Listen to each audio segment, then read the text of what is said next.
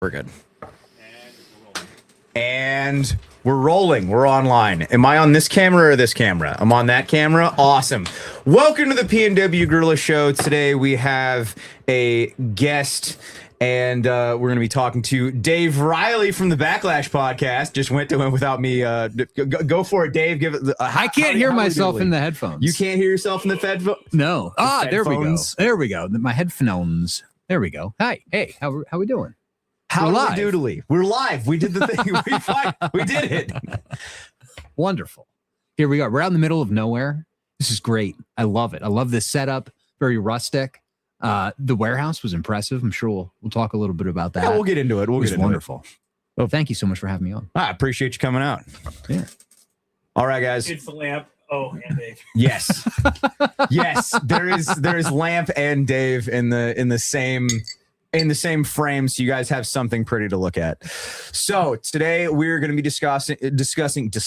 Dude, I don't know why I just cannot talk on live streams lately. Today we're going to be talking about some of the things that we have planned for the day, a little bit of what we've already gone through the day. We're going to be talking about the fuck bin tomorrow, if you guys weren't tracking that. So military surplus, I would like to get right off the rip and let everyone know that I'm a paid shill for ODGG Supply. I'm, in fact, a slave to the company's store. Which is funny because I'm kind of not like making fun of Dave now. It makes two of us. I'm also a paid shill. I'm being paid to be here. Actually, I'm paying more to be here than I'm getting paid. You're going to spend more. I'm kidding. I am a paid influencer for soap. I'm a paid influencer for military surplus. And soap. Except for, see, I have Italian soap and tallow soap. You only have tallow soap. That's true, dude. And the Italian soap, very fragrant. Very fragrant. A lot of smells. Though, like as you being the Italian, it's funny that I'm the one selling the Italian soap. There you go, you wop. There you go. Go take a shower. You're greasy. Go on, do your thing.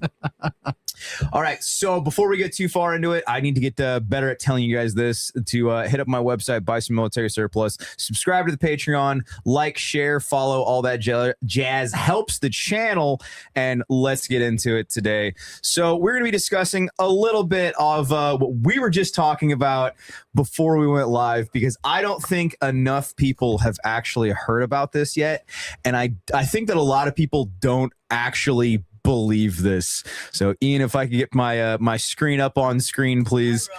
This is Palm Beach Pete. Filming while I was driving on I-95, unbeknownst to me. And the next thing I know, I'm a viral sensation.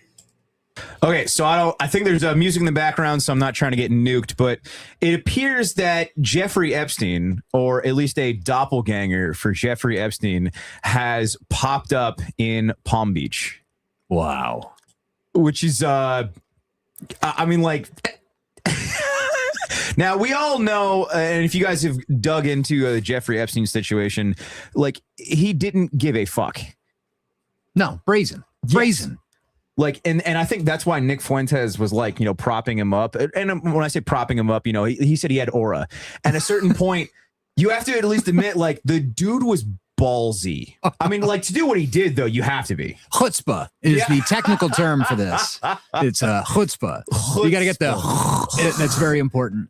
It's just, and there's I can't find the video right now, but there's a video going around where Jeffrey Epstein was saying that one of his like suites was in Palm Beach, and then Palm Beach Pete is, clearly in Palm Beach, right? And they're like, there's a bunch of side-by-side videos of, oh my goodness, that was loud. There's a bunch of side-by-side videos of Jeffrey Epstein and Palm Beach Pete, and people are analyzing absolutely everything of his face, the dimples, the teeth, and at least from the scene, like this, from what it looks like, this appears to be Jeffrey Epstein.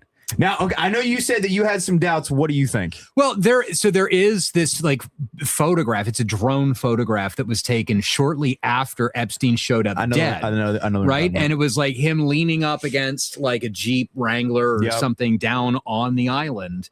And, that looks like a photo of him. I got to tell you, so the odds that there was some sort of body switch. You remember there was actually a post on 4chan the night or the day that it happened. The nose, is that what you're referencing? The nose is different, the ears are different, and there was a post on 4chan about how the security guard at the jail thought that there was something fishy going on with Epstein's cell. He posted about it anonymously on 4chan, and then apparently the government actually subpoenaed and then doxed the jail worker that actually posted it. So it appears to be true. Here's the picture. Here it is. And like you can tell without a shadow of a doubt, like the photo that was taken of the dead man next to Jeffrey Epstein, like those are two different noses. One's a very hooked nose, one's a straight nose. Well, not only that, I mean, they confirmed without a shadow of a doubt that the footage of his jail cell was edited. Yes. There was a minute missing. Sure. No, it was more than that. Oh. So it was a minute at first, and then they went through because these, and this is something also that like so many people are like, oh, the government's so smart and they're so intelligent. And I'm like, yes, but also no. As someone that worked for the government, I can tell you they're fucking stupid. Like the government has a lot of checks and balances, sure, but for the most part, the government is extremely stupid. And like, there's so many mistakes where you sit there and you're like, but how? How'd you make this mistake? So there was actual like editing tracking in there that it showed that there was over 3 minutes that was edited out of Jeffrey Epstein's cell footage. And it's just like, and then they're saying that like the 3 minutes that might have actually been a 10-minute span on top of that. And it's like, okay, well, if nothing else, we can at least all admit that like a man that powerful, would he really kill himself? Like this man that all of us are talking about how brazen he is, right? We're all talking about how much aura Jeffrey Epstein has and how confident he was and how like he just didn't give a shit. And he's playing Fortnite off of his own name, off his own account, like not giving a fuck. And you're telling me that guy killed himself? I don't buy it. And I know that we've been talking about this for... If he's dead, he was killed by somebody. If he's dead. But we've been talking about this for, what, 7 years now? Yeah. And it's just like, look, man, I know that we just keep going rounds with this, but it's like, I just don't see how he could possibly be dead. And so he could be vacationing on a beach in Israel right now, or a beach in fucking Palm Beach, Palm Beach, Pete. Because like that looks like him, man. That looks like him. Yeah. Palm. And it's so funny that you just type in Palm, and that's like first thing that pops up. Palm Beach Pete. Unreal. I just like that looks like Jeffrey Epstein. Can you zoom into it a little bit? And it looks like the same fucking car too. Those are the same seat. Oh wait, hold on. Is that top one? Okay, no, that's Palm Beach Pete. Okay, one's a convertible. I was thinking that was Jeffrey Epstein, and then like I'm like, there's no way that they would fight like in the exact same car. Right? Like, there's no way. They're not that. Once again, they are stupid, but I'm like, they're not that stupid. Yeah, their IQ is not as high as they would lead us to believe. Not all anyway. Well, okay, so and this one right here, this is the one that like really. Starting off with the first and most obvious piece of evidence, that both of them look identical to each other. Here's a side-by-side picture of the both of them, and you literally cannot tell either of them apart. Next, the both of them literally have the same exact teeth. So as you can see right here, this is Jeffrey Epstein's bottom row of teeth. And then if we go ahead and look at Palm Beach Pete's bottom row of teeth, literally identical to Jeffrey Epstein's. Next, in a recent interview, it was actually revealed that Jeffrey Epstein and Palm Beach Pete actually lived in the same areas at the exact same time. So when Jeffrey Epstein was living in New York, so was Palm Beach Pete. And then when Jeffrey Epstein was living in Florida, so was Palm Beach Pete. And when this was brought up, Palm Beach Pete was literally trying to shush the interviewers. And then finally, every single day now, Palm Beach Pete is uploading videos onto social media saying that he is not Jeffrey Epstein. And in a lot of these videos, a lot of people feel like he's actually trying to gaslight us because he really is actually Jeffrey Epstein. I mean, like we this is the kind of shit he would pull. But this is something that he would do. I mean, like, because we've gotten to a point where like they're always throwing shit in our face, right? Like they love just throwing shit in our face and gaslighting us and throwing shit in our face and gaslighting us. So it's like, is this even that far-fetched anymore that they would just, nope, Not in 2026 America, I don't think. I mean, it's like, it's just as brazen as when like Marco Rubio gets out in front of the press corps right after we launched this like invasion of Iran. And he's like, well, Israel was going to bomb Iran and then Iran was going to bomb us. So we figured that we would just bomb them first. And then everyone's like, so you're saying Israel started the war? No, not at all. Absolutely not. That's not what I'm saying. And it's like, that's what you just said, buddy. Well, there was that one SpongeBob meme where there was that one fish and he's screaming about how like he burned down our houses and he did this and he did that. And they're like, he did? It's like, no. But are we going to wait around until he does? And I keep seeing people referencing that SpongeBob meme to exactly what we're doing to Iran. And it's like, well, they didn't, but they might. Right. But they might. So we got to take them out because they might. Unreal. And I don't know. You can't use that logic with anything in your day to day. No. Like that works for no one. That logic works for no one in any situation at all. Like, could you imagine just like shooting your neighbor in cold blood, like in the continental U.S., right? Shooting your neighbor in cold blood. And you're like, well, he was going to kill me and murder my children and rape my children. Like, what do you Based mean? on what? It's like, no, he was going to do that. I had to take him out first. Like, what proof do you have? Like, you got, dude, bad people. Yep. There's actually a book. There's actually a whole book about this. You can look it up. It's probably on Amazon. It's called Rise and Kill First. And it is basically about Mossad's doctrine of killing their opponents before they even have a chance to figure out that they're opponents. It's crazy. But it's, total carte blanche on preemptive strikes and just like murdering people, and this is why, when you get called a Nazi or whatever, it's a death sentence. They're handing out a death sentence to you, right? By calling you a Nazi, therefore you are going to be an enemy. You're gonna do what Uncle A did. Therefore, we have carte blanche to kill you because that's what's going to happen. If you guys have audiobook, then it's free. Oh, it's free on Audible. This is wow. We're brought to you by Amazon. You didn't reference that it was the secret history of Israel's target assassinations, and that's in the title. Well, I said to bring it up on Amazon. There it is. I'm not making this shit up, okay? Don't blame me. Blame whoever wrote the book, okay? Wow, you can just get these on audiobook, man. That's an anti-Semitic conspiracy theory. So I was talking about this recently of, it's fascinating that they put all of this in front of our faces and they let us see all of this. And then I wish I would have saved the video because I can't find it.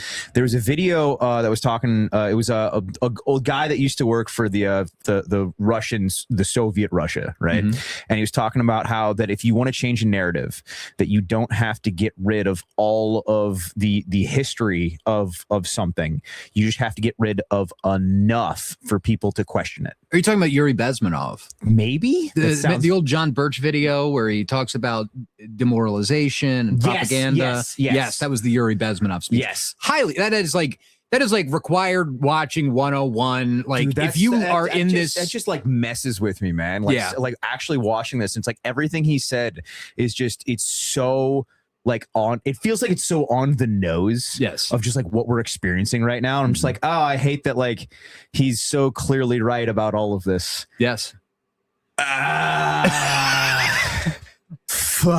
Yeah, you have to watch that. You can't be in this sphere of the world without having gone through that. I mean, like even the John Birchers, which are like, they're pretty normy, honestly. Like the left wants to pretend like, oh, the John Birch Society is this like evil anti-Semitic conspiracy theory organization. It's like, no, they're like kind of half asleep boomers. They're like half awake, Do you think that video is on YouTube?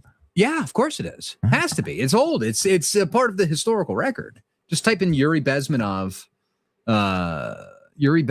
demoralization. Ask Palm Beach Pete to eat a piece of ham. Prove it. Prove it. Yeah, it was really funny actually when I first kind of got involved in this whole scene. I remember going over to somebody's house and stayed the night. The next morning, he woke up and made ham and eggs. and I had no earthly idea. I did not know that it was like a shit test to find out whether or not I was Jewish or not. But that's what that was. And I passed. And I'm like, oh, okay. Hey, look, ham and eggs. This is great, And he's like, oh, okay. Well, I guess you're not Jewish. What a simple way to find something out. Hey, eat just this. make a plate of bacon. Yeah, hey, eat this. I don't eat bacon. What's wrong with you? What's wrong with you? What do you mean you don't eat bacon? You do eat bacon. Okay, thank God. Dude, that'd be like that. That's such a simple trick of like an open event and like going out camping. Like you make a huge fucking thing of bacon. You pass it around. You're like, what's wrong? Pig on a spit. Eat the bacon. Or it's like the Matrix meme of like Morpheus, and in one hand he's got bacon, and in the other hand he's got a bagel. Bacon or bagels? Like, where are we going here? I will say though, I do agree that eating pig like from the grocery store probably isn't the best idea. See, this has been like a conspiracy theory that I have not developed. It's just a gut. I've gone down that rabbit hole. It's a gut feeling. I've gone down that rabbit hole and I've listened to a couple, and obviously they're not substantiated, right? And you can't prove that they're real. But there was that audio recording of that rabbi that was talking about how they have like they abduct all the children in the U.S. and then the ones that they need to discard, then they sell to Taco Bell and McDonald's. And it's just like, and you can't substantiate it, right? Like it might be fake audio recording, but it's enough to like get that idea in your head where you're like, yeah, because there is the question of like, where does McDonald's get all their meat from? I don't trust that. Where's Chick-fil-A get all their chicken from? And like the answer that I've always had was just like, okay, well, they're probably 3D printing it. Like, yeah, could be. All right. Like it's fake meat. I shouldn't be more comfortable with that idea. Like I try to like stay away from fast food, especially McDonald's at all costs. But it is in the back of my head of like, what if they're feeding, like, what if that's the reason that fast food is so addictive is because it's people and it's cannibalism. Does people taste good? Well, they say that that's the most addictive substance. It's addictive. Yes. Why? More addictive than heroin? I honestly could not tell you. Once again, I'm not like too far into the knowledge. But wait a minute, we have to test this. It said we have to test this. If I can avoid eating people at all costs, I will avoid eating people. Jeez. Do you remember? That's why I prep food. Look. Hey, I sell MREs on my website, so you guys can avoid eating people. You should buy some MREs on my website. And if you want to stay smelly and nice and clean, you should buy some Idaho tallow soap, which I don't have. Wait a minute. I had some like right here. As a matter of fact, do you actually have some on you? Well, I do come bearing gifts, right? Because you came. This wasn't planned. That wasn't planned at all. We have some gifts that we planned brought in the slightest. It was not planned, but I figured, you're having me over, you're giving me a tour of the factory. I will absolutely accept your gift. And so we decided to give you a gift, and so thank you can do a little unboxing here. Is this stuff that I don't sell yet? I don't know. I'm not entirely aware of everything that's in tallow bomb. We definitely. What kind of tallow bomb? What does it smell like? Sniff it. It should say on it. No, I have to smell it. Smells minty yet orange. Ooh, a super chat. What was that? A super chat that's relevant? A relevant super chat from @stillhollow_7. Which soap tastes better, WAP or tallow? I have yet to try the WAP soap, so I couldn't tell you. I also don't want to try the I'm gonna have to try the Italian soap, aren't I? You're gonna get some PFAS from that. It smells very fragrant. I don't want to. You see, and this is one of the things but I've already tried the Idaho tallow soap. It's true, but you see, the Idaho tallow soap is made out of all natural beef tallow and lye. But as a company owner that strives himself in being able to tell people of products that I've tested, yes, I have to test the soap in the way that my customers would expect it. They're like, well, you tasted the other soap. Only the highest standards. You tasted the other soap. Like, why are you? Well, you're not going to taste this soap, really? All right, so we got early morning pipe. Ooh, I got it. Well, is this what I think it is? It is vacuum sealed. Oh, okay. Then I'm gonna open that. Is well, I gave it because it has a cock on it. So I figured you'd appreciate that, considering you have a very large cock. It does have here at your house. Has a rooster on it. We unfortunately have we have 3 roosters now, guys. So I'm gonna have to. They're big too. I'm apparently gonna have to kick up the meme again. Tallow sugar scrub. Are we selling this yet? We're selling this one though. Which one is that? So I don't think we're selling that. That's good stuff. That's hot stuff. It's a new label. Yeah. Dude, you can eat it too.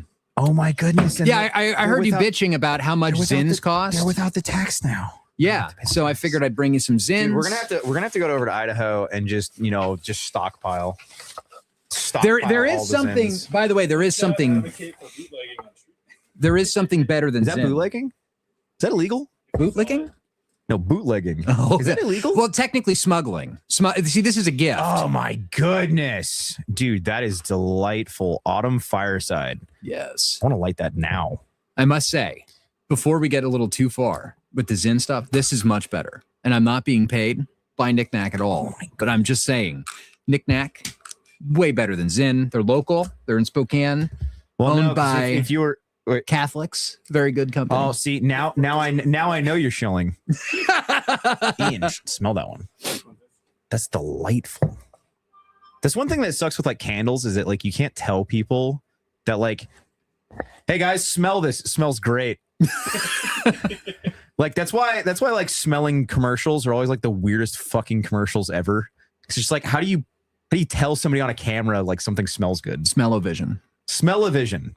Wasn't that from Futurama? Yeah, I think it was. Dude, the women in my family will not stop harping me about getting more of the lip balm. Oh, dude. I'm so happy that you guys finally got better labels.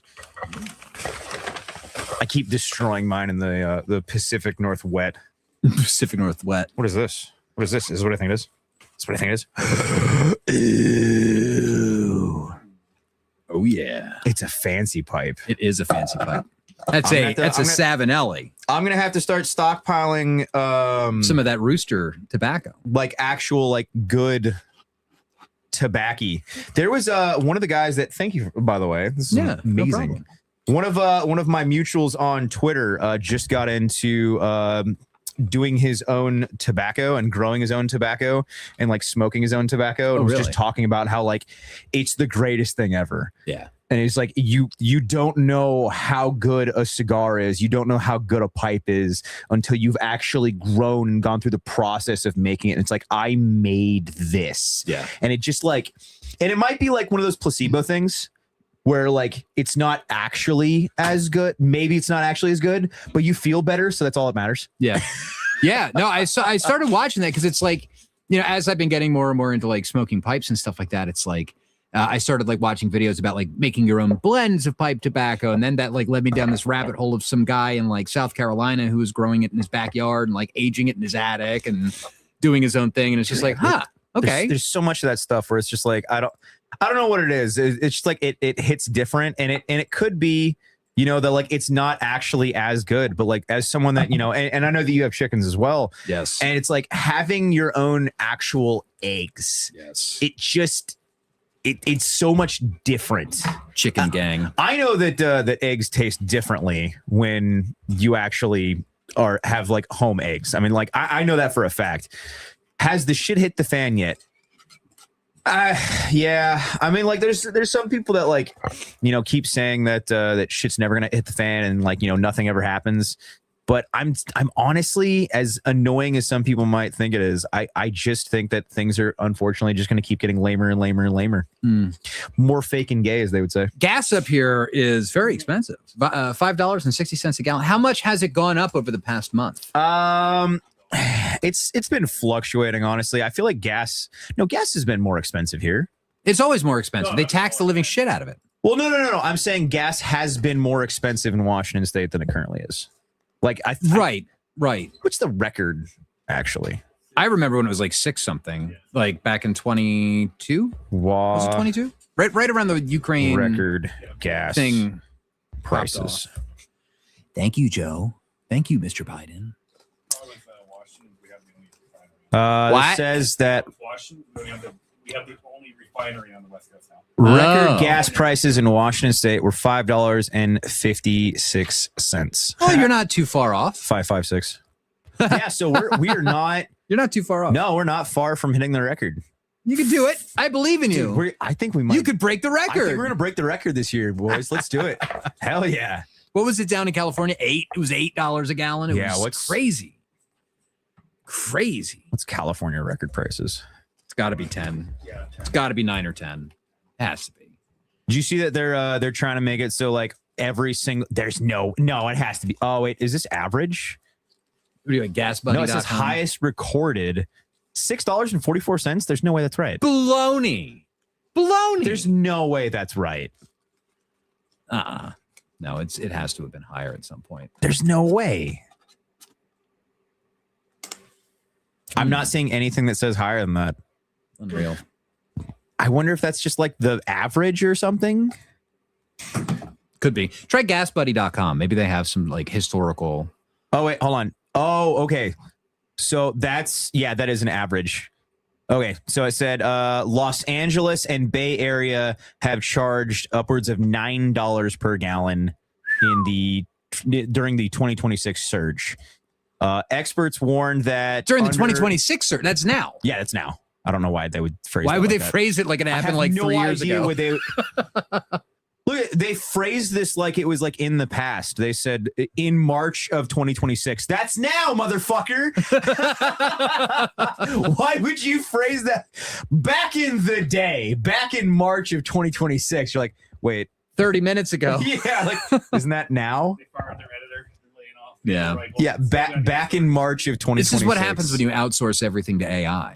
Okay, so diesel prices are at an all-time high of $7.12, whereas in the surge of 2026 in Los Angeles and the Bay Area, it got up to $9 a gallon, and it's projected, meaning right now, and it's projected it's going to get up to $10 a gallon.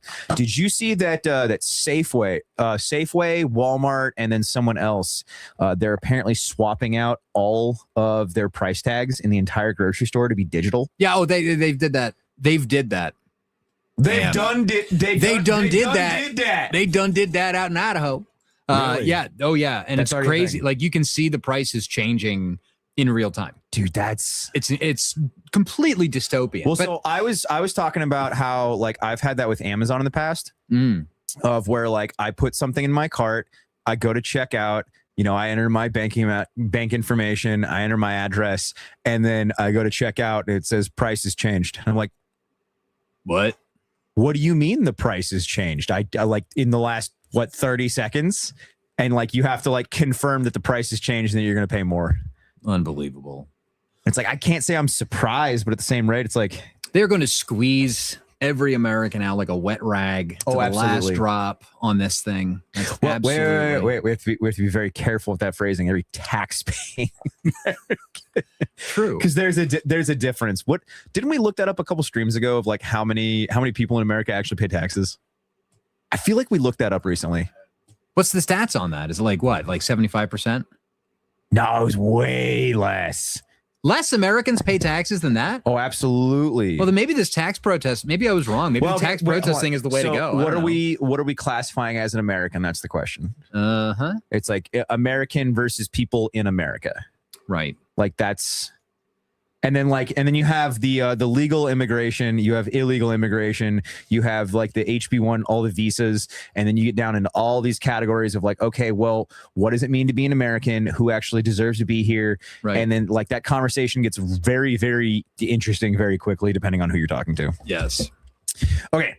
How many? So you gotta phrase it right. How many people in America, not Americans, pay taxes? Why would I care about having insurance? Well, I guess some people would care if having insurance. It's kind of fun sometimes, like looking things up and seeing like what other people are looking. It's also amazing when you like start doing the math on it and you realize that you work basically a third of your year for the federal government. And it's like, even if you were like a serf back in the day, living in like feudal Europe under a king or something like that, it's like you would only get taxed for 1/5 of your labor. Yep. as opposed to today where it's 1/3 of your labor. It's probably closer to 40%. It's about 2/3. 2/3? Yeah. Fuck my. No, the average person pays over 50% in like everything said and done. Like at the because a lot of people, they only actually take into account like certain taxes, but like your dollar, like from it when you take it into account with like the gas taxes and then the consumption taxes and all of this, and so you're paying taxes on the money that you have. Like, yes. From 1 month to like the next month, it's on average it was like over 60%. So I just asked Brave how many people in America pay taxes. Approximately 56% pay taxes. Meaning that 45% of people estimated do not pay taxes. What about the demographics are on that? I would definitely say good for those people, technically speaking, but that is infuriating. There was one of my probably most successful friends was talking about how like the like per capita, how much taxes, like value dollar that white people pay in America versus everyone else. And it's just like, wow, we're kind of just pay pigs. Yeah. Oh no, 100%. Like we are just federally pay pigs. Yep. Oh no, we totally subsidize. Well, I mean, I don't want to get you nuked or anything like that, but you know what I'm about to say. I know we subsidize certain communities in this country. We make it so that they can live and get their food stamps. Yeah, no, you can't say that. You'll get the Tyler Oliveira treatment. Bro, speaking of, I was inspired by his visit to Curious Joel. Last month I went into Long Island and I paid a visit to Crown Heights. I went to where Chabad World Headquarters is. You just can't take too many videos. I was taking videos and then I got like mobbed. Like a bunch of Jews came in. They're like, "Hey, are you Jewish?" And I'm like, no, my buddy is. And my buddy, he's Catholic too. You just got to put on the and so they were all mobbing him. And I'm just like, I'm fucking out of here, dude. Like, I'm not sticking around. Did you see that news article that people were saying that they were actually putting on the yarmulke and then going into banks and getting interest-free loans? 0% loans. Yeah. Yeah, I heard about that. There is rumors that that's happening. I haven't tried it myself. Maybe I should. Maybe we could get a business loan. See, I wonder though, like how much trouble, like when I say trouble, right? Like it's, I mean, like how like what, you're not breaking a law. Is there like impersonating a Jew law? Not yet. Is that a thing? Not yet. There might be one. I'm just saying, like if you went into a bank, right, and you got caught, lying that you were Jewish to get an interest-free loan, like, could you get in trouble? Like, who would you get in trouble with? The Shmira or the Shimra. That was something that we were talking about the other day of how like there's a clear difference between legal laws and then like social laws. Right. And like legal laws, that's what's on the books. And then, there's social laws and there's always social laws that are behind the scenes. There's always social laws that you can break. And like, if you break the social law in some ways, that's almost worse because, now the crowd is coming to smite you. Now you're getting the pitchfork and fucking, burning torch treatment, which in some ways might be worse than the law. But like there are two laws of the land if you want to be technical. And I think that in the modern era, so many people have forgotten. I mean, because like social law is essentially the same thing as cancel culture. Right. Oh, that is cancel culture. It's social ostracism to hold up societal norms that, the group has agreed. But that can be good. I'm not saying that. No, it could be good if it was like shaming whores or OnlyFans. Yeah, I'm not saying like blanket statement. That's a good thing. Right. But, kind of like the gladiator of, pleasing the crowd.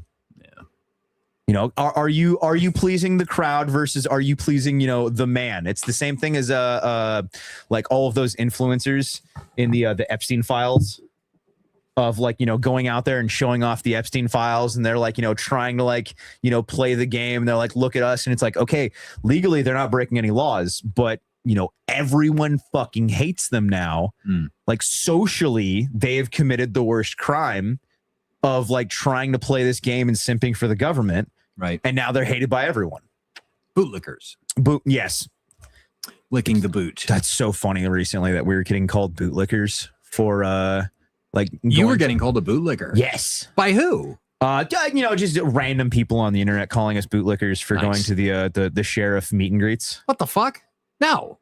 No, you've got to know who your sheriff. You've got to know, like, people don't know. Like, this has been coming up over and over again. It's like, yes, okay, we are not voting our way out of this problem federally. We are not going to like vote for based president and then everything's going to be okay.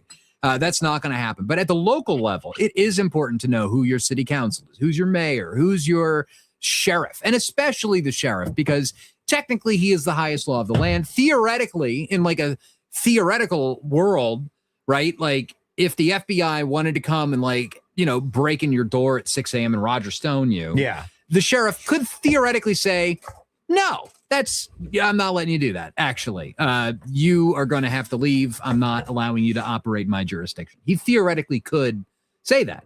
But of course, like the way that things have been going, like Idaho State Police, I know, I'm sure here in Washington, when they go to promote people to like chief of police, to chief of like the state patrol or whatever it is, they're always sourcing people out of the FBI academy because they're going to play nice with the FBI. And, FBI shows up in town. Hey, we need to go to this person's house. The guy's going to, rubber stamp and say, okay.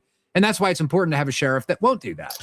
So speaking of that, and yes, so far, our local sheriff, Keith Swank, has been extremely based. And hey, look at that. Someone's actually quoting me. Know your local warlord. Based. Have good terms with your local warlord. Yeah, pay the tax. Pay the hush money. It's fine. Donate, $500,000. Donate to your local warlord. What are you doing? Hello. Pay the tribute. Fuckman available tomorrow at 1,500. You guys really got to be, you got to get in good with your local warlords, man. I'm just saying, unrelated completely. Just saying. Cheers. Oh yes, cheers, good sir. Slancha. That's good stuff. Monkey shoulder. Better than it should be. Very good. So we lined up a interview in the near future. I don't know when, and we'll see how everything shakes out. But so far, it sounds like, and from his word, we're going to have a interview with our local sheriff. That's great. And one of the questions that I want to ask him is that because he to my face, face to face, he instructed me to stop paying for tabs. Like in our when you're talking about stickers, yes, and like how I have collector plates to get around that, yes, yeah. So like I'm so hardcore about like I voted for this tab law for my vehicle yearly registration to be $30. Yes. So Washington state government said, no, you don't know what you're voting on. You guys are all idiots. We're passing this anyway. And whatever vehicle registration that we tell you guys that you have to pay, that's what you have to pay. So this vehicle registration is the most back ass words. It's so expensive. Sometimes you're paying up to words of $1,000 every year for stickers. Bro, how is that even possible? Most people are driving around in cars that aren't even worth $1,000. Yeah, no, like, so they're trying to base it off of like a multitude of different factors of what county you live in, and then how much the vehicle was valued at, not currently, but when you bought it. Bro, they're also trying to go year with manufacturers. What if you bought it used for $99? Go get fucked. It's not what you bought it for.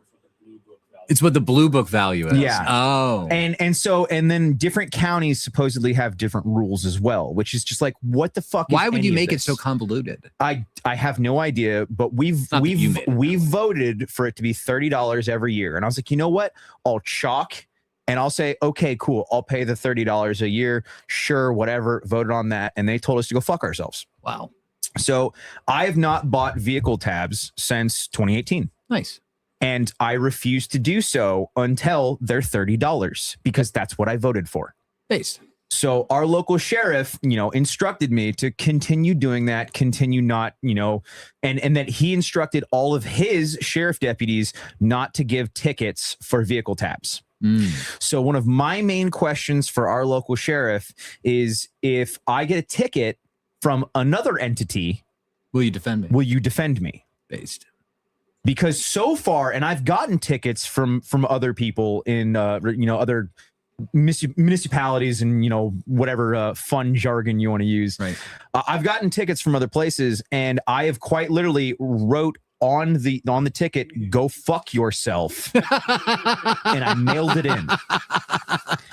And I shit you not, I posted about this on Twitter. This had to have been like 2 years ago. I posted that I got a letter back from them from SDOT saying that you now have a $0 balance. Wow, it worked. And all I told them was to go fuck themselves. That's based. And That's I got awesome. it, and I got back a $0 balance. And I'm just like, so you're telling me that this works? You're telling me that I can just tell you to fuck off? Or there's just like one based guy that works in that. Just one guy. He's like, that's fair. He's like, you know what? Doing it. Absolutely. This guy, you're talking to the police. You're a traitor. Yeah. So that's my question for the local sheriff is, if I get another ticket and this gets stupid, is he going to back me? Because I was referencing to him how there is a local town that has a lesbian police officer, and she is overweight lesbian police officer that is just loves giving tickets. She absolutely loves and adores just handing out tickets.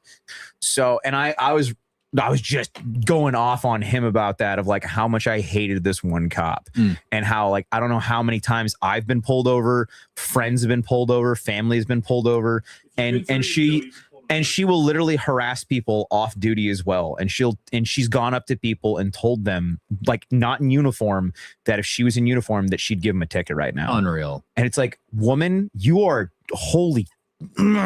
So I was ranting to the sheriff about this, and he was saying, he's like, honestly, that town doesn't need police to begin with, because my sheriffs are going through that, and we could just get rid of those cops altogether, and my sheriffs have it covered. Yeah, because it's a part-time police town anyway. And I was like, why the fuck does this town only have part-time cops, and why are they such assholes? This is one of the things where, like, low key, I kind of agree with like the BLM people, just like abolish the police. Fuck the police. I hate the police. I don't want police. I want sheriffs. I want sheriffs. I want sheriffs. I want sheriffs. I don't want, because you see, the police, they're appointed by like the mayor and the city council. They are political actors that report to political people. Yep. And they are there to carry out the will of the mayor. They aren't there to carry out the will of the people. And the people have no recourse because the police chiefs are appointed.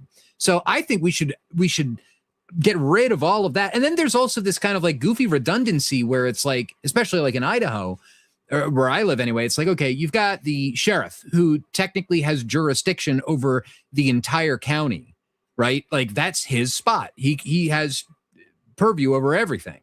Now he chooses to deputize the police, but he could just not. You could just not deputize the police and say, yeah, no, like I reserve the right to take over any investigation that I want. And then on top of this, you've also got the state police, which theoretically have jurisdiction over the entire state. But in the county, still technically the sheriff should be the top dog. So like, I feel like there's like parallel policing going on where you've got, in like, let's say Coeur d'Alene proper, there's the Coeur d'Alene police, the sheriff, and the Idaho State Police. And all three of them could theoretically like pull you over. And that just seems weird because they're all looking for different shit. Like the state police, they're looking for like speeding and theoretically like drug trafficking or whatever.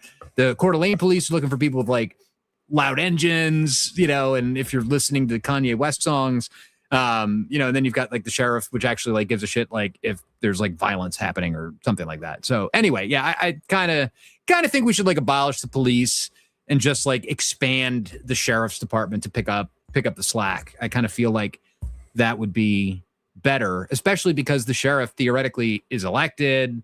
Well, I heard they're changing that though in this state, right? They're going to make the sheriffs appointed. Yeah, that's what they're trying to do. This is what. Oh my god! Now there is, by the way, going. I was just looking up that to fully cut you off. Thank you. I was just looking up if there's undercover sheriff employees and undercover sheriff vehicles, because I was like, that might be one saving grace, because that's something that I fucking loathe. I hate undercover cops so much because that literally defeats the entire purpose of being there to like protect and serve. That if I can't find what's you, how are you supposed to? Usually, like, I'm just saying, I hate unmarked vehicles regardless.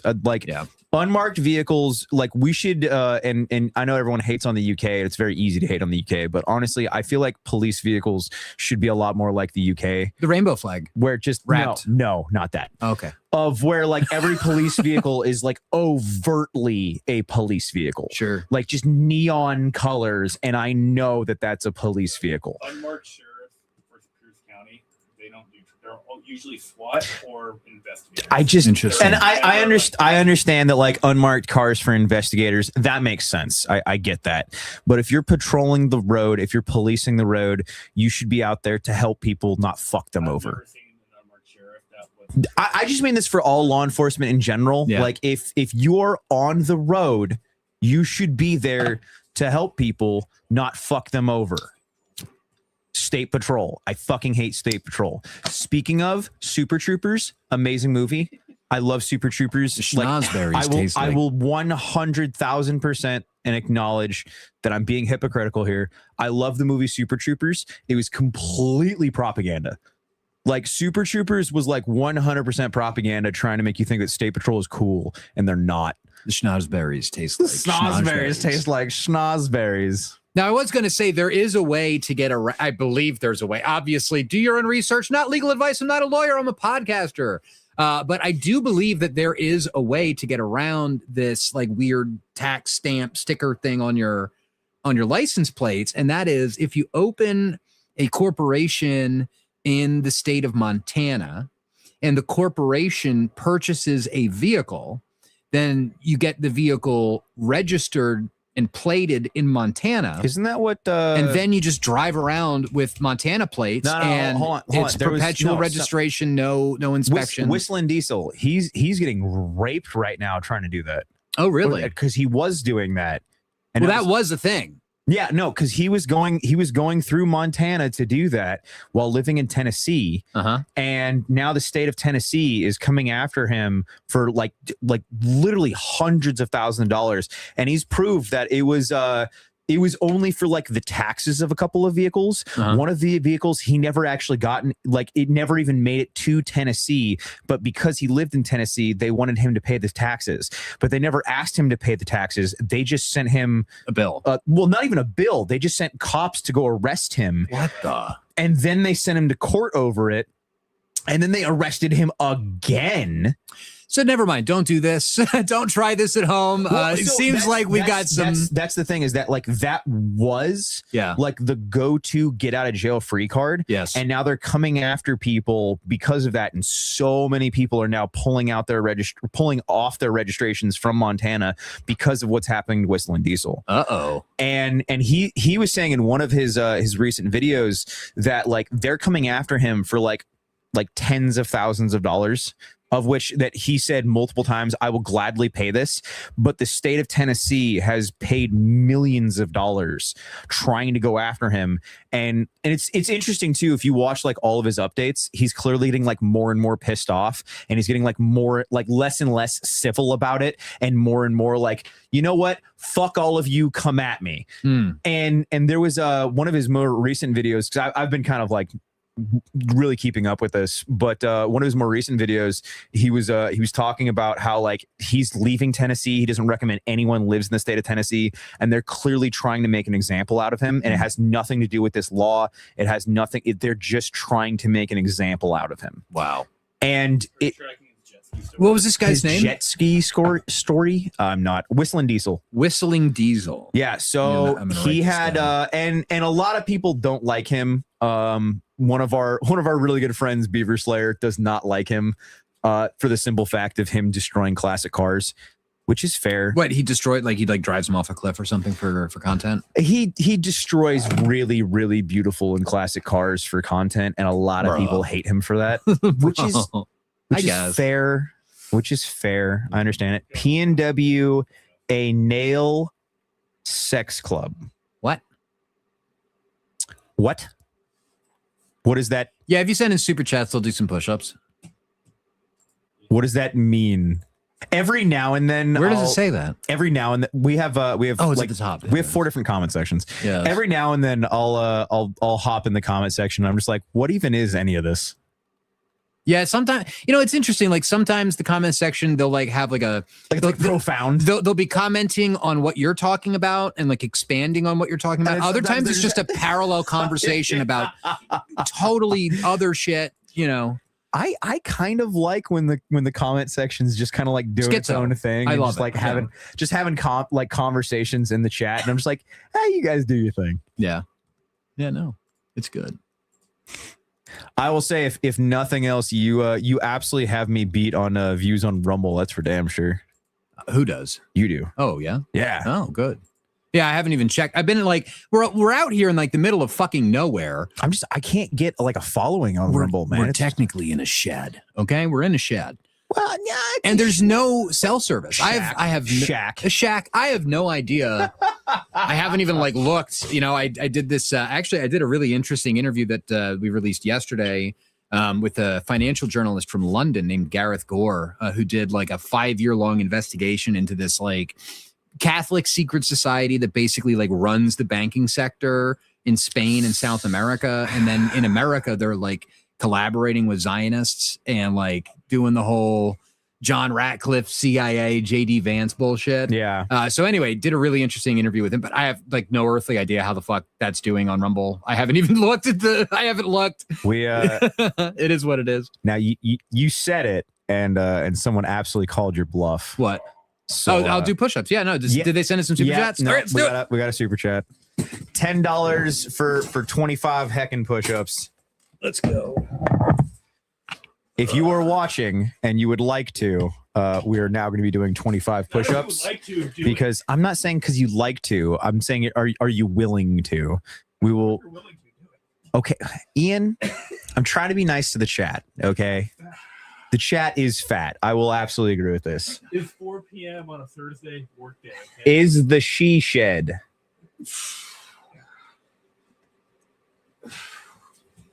25 push-ups. Let's go. Dave, what are you at? 15. Woo! It really do be like that. Dude, that was like that was me on that last run where I'm like, we've been rucking too much. I'm out of shape. Yeah, that run to hurt me. I got to do this more often. I've actually adopted the Warlock regime. Woo! I've taken the Warlock regime. I'm only doing 10% of it. The push-up? 50 burpees. Oh, so I actually I've been trying out. No, I didn't do that on that one, but on my own, I've been trying the half push-ups, and like honestly, like or prison push-ups, I guess some people call it. Prison push-ups. Yeah. So essentially, what you do is you divide up your push-ups of how you're doing them. Mm-hmm. So instead of doing like 25 full like all the way out and come back, you do like half push-ups where you only go like halfway up, and then you're doing the bottom section, and then you do the top section because you're actually working different muscles. Oh, interesting. I guess that's what like a lot of people in prison started doing, because they realized that if you isolate, because on the bottom section of it you're doing more chest, and the top section you're doing more triceps, I guess. That makes sense. It definitely they do impact. You get a greater bang for your buck if you do them slow. The slow method, have you heard about this? Well, I guess when you're like lifting weights or whatever, like most people's like gut reaction would be to like kind of go as like quick as possible. Okay. But if you just like if you go as slow as humanly possible. So that's usually for like the end, like doing burnouts. Mm-hmm. I don't know why I would like that like escaped me for a second. I'm like, this guy's speaking French. I don't know what any of that means. Yeah. Oh yeah. Kalamazoo? That is a place, dude. Every now and then, like Michigan, right? There's like the most ridiculous names for places. I'm like, there's no way that's a real place. Midwest. Isn't that Michigan? It's kind of like the same thing of like, me telling like, I'm going to meet you guys in Puyallup, and people are like, fucking what? Like there are, I'm not going to lie, man. There's some doofy ass names of places in Washington. Squim's a weird one. Yeah, I thought it was Sequim at first, but it's Squim. I heard it say Puyallup, right? Or Puyallup. Puyallup. Throw a country accent on it. Yeah, dude, you can throw a country accent on anything. That makes country accent can almost make anything sound better. Speaking of country and redneck, I don't think we're that. I feel like you're farther out in the country of Idaho than I'm in the country of Washington.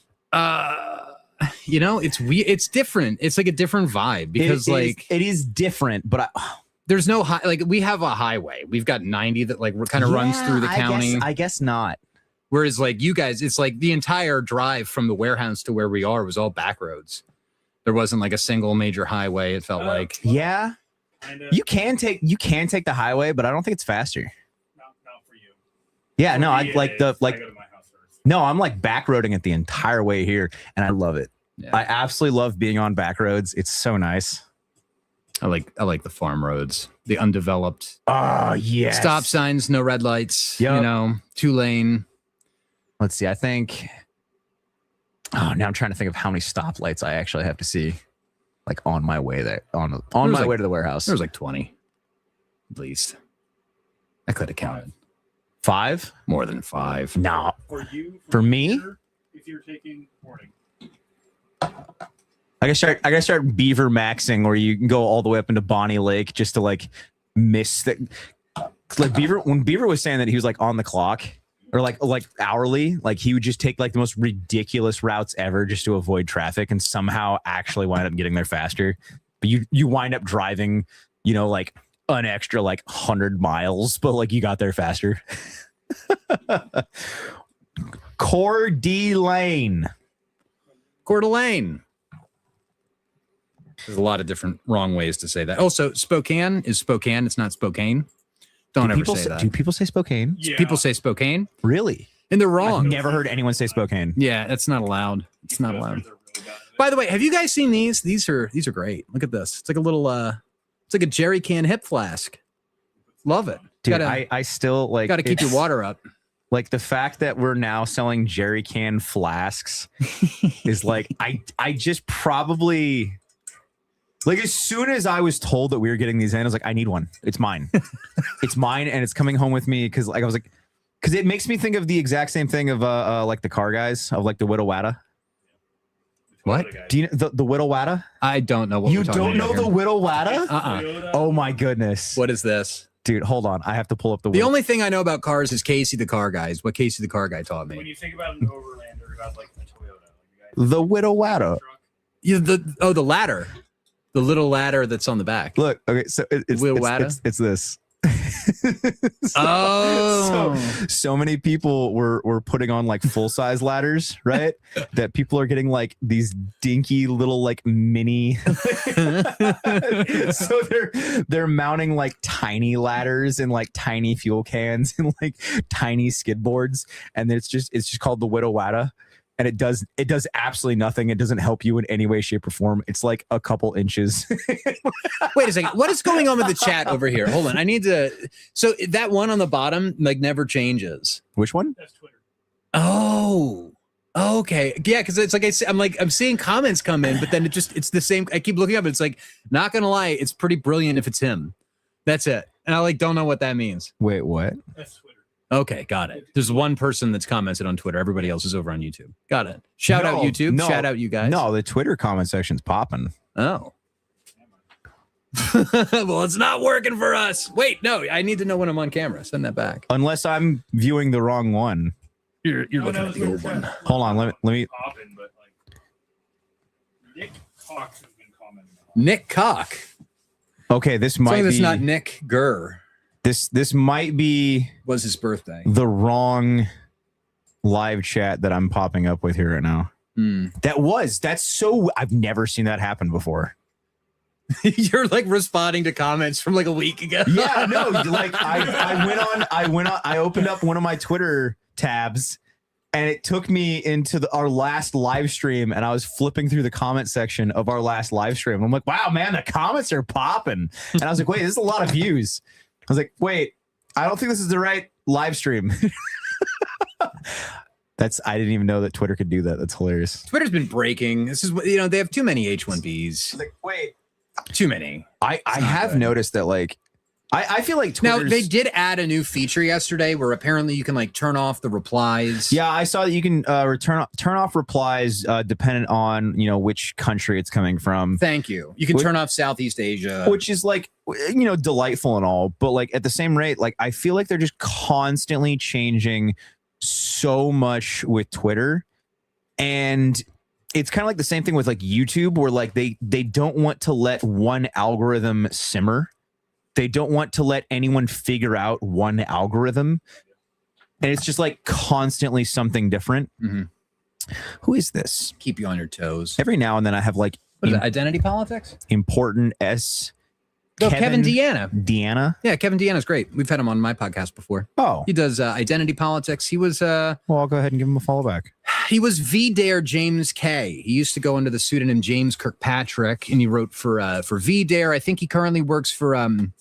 who's the white guy? Jared Taylor. He works for Jared Taylor's American Renaissance now, I think. See, unfortunately, I really just do my best to try to like stay in my own lane and like do me and do my own content. And like, for the most part, I really try to punch up as much as I possibly can instead of punching left or right.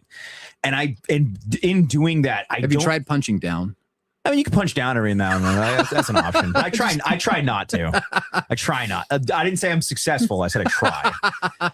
But I feel like the vast majority of the time, I have no idea who the fuck anyone is.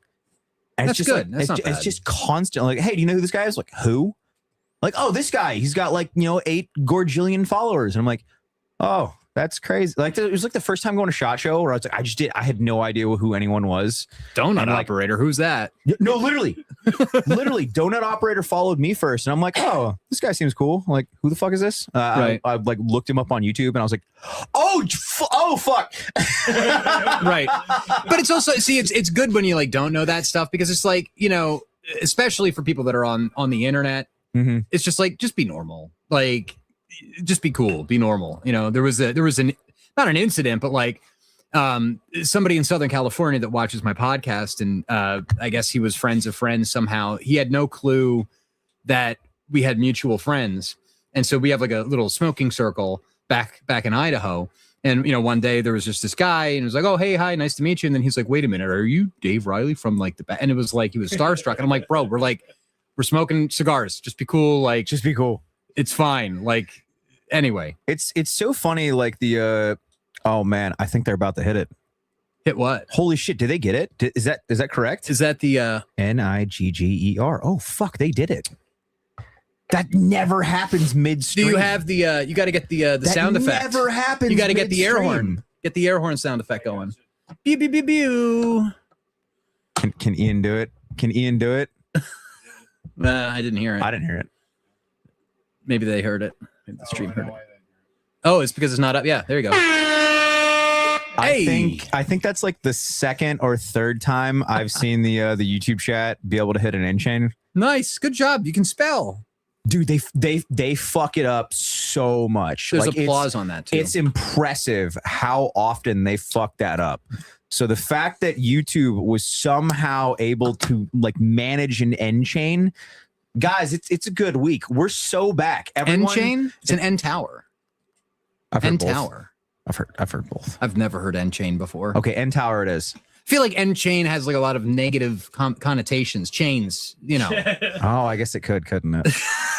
End tower is much more culturally appropriate, I feel like. Well, okay, but I say end chain, right? And then like, I start.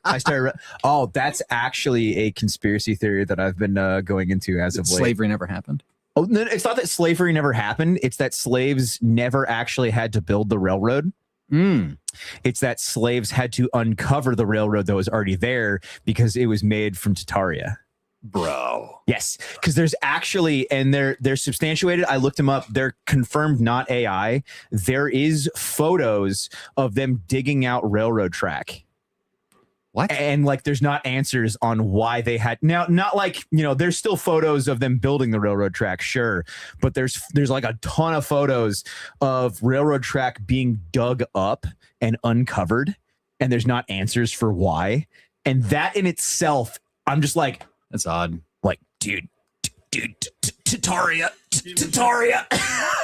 I don't know. I don't know how I feel about the historical photos. You know, because like once upon a time when I was in third grade, I talk about this all the time. But you know, when I was in third grade, you know, we were shown these like magical photos of bulldozers. You know, bulldozers moving bodies into pits. Yeah, and you know, the bodies were emaciated, and of course, we were told that that was one thing, and it turned out it was a different thing. It was people that had died from typhus. Yep. And they were trying to keep everybody sanitary.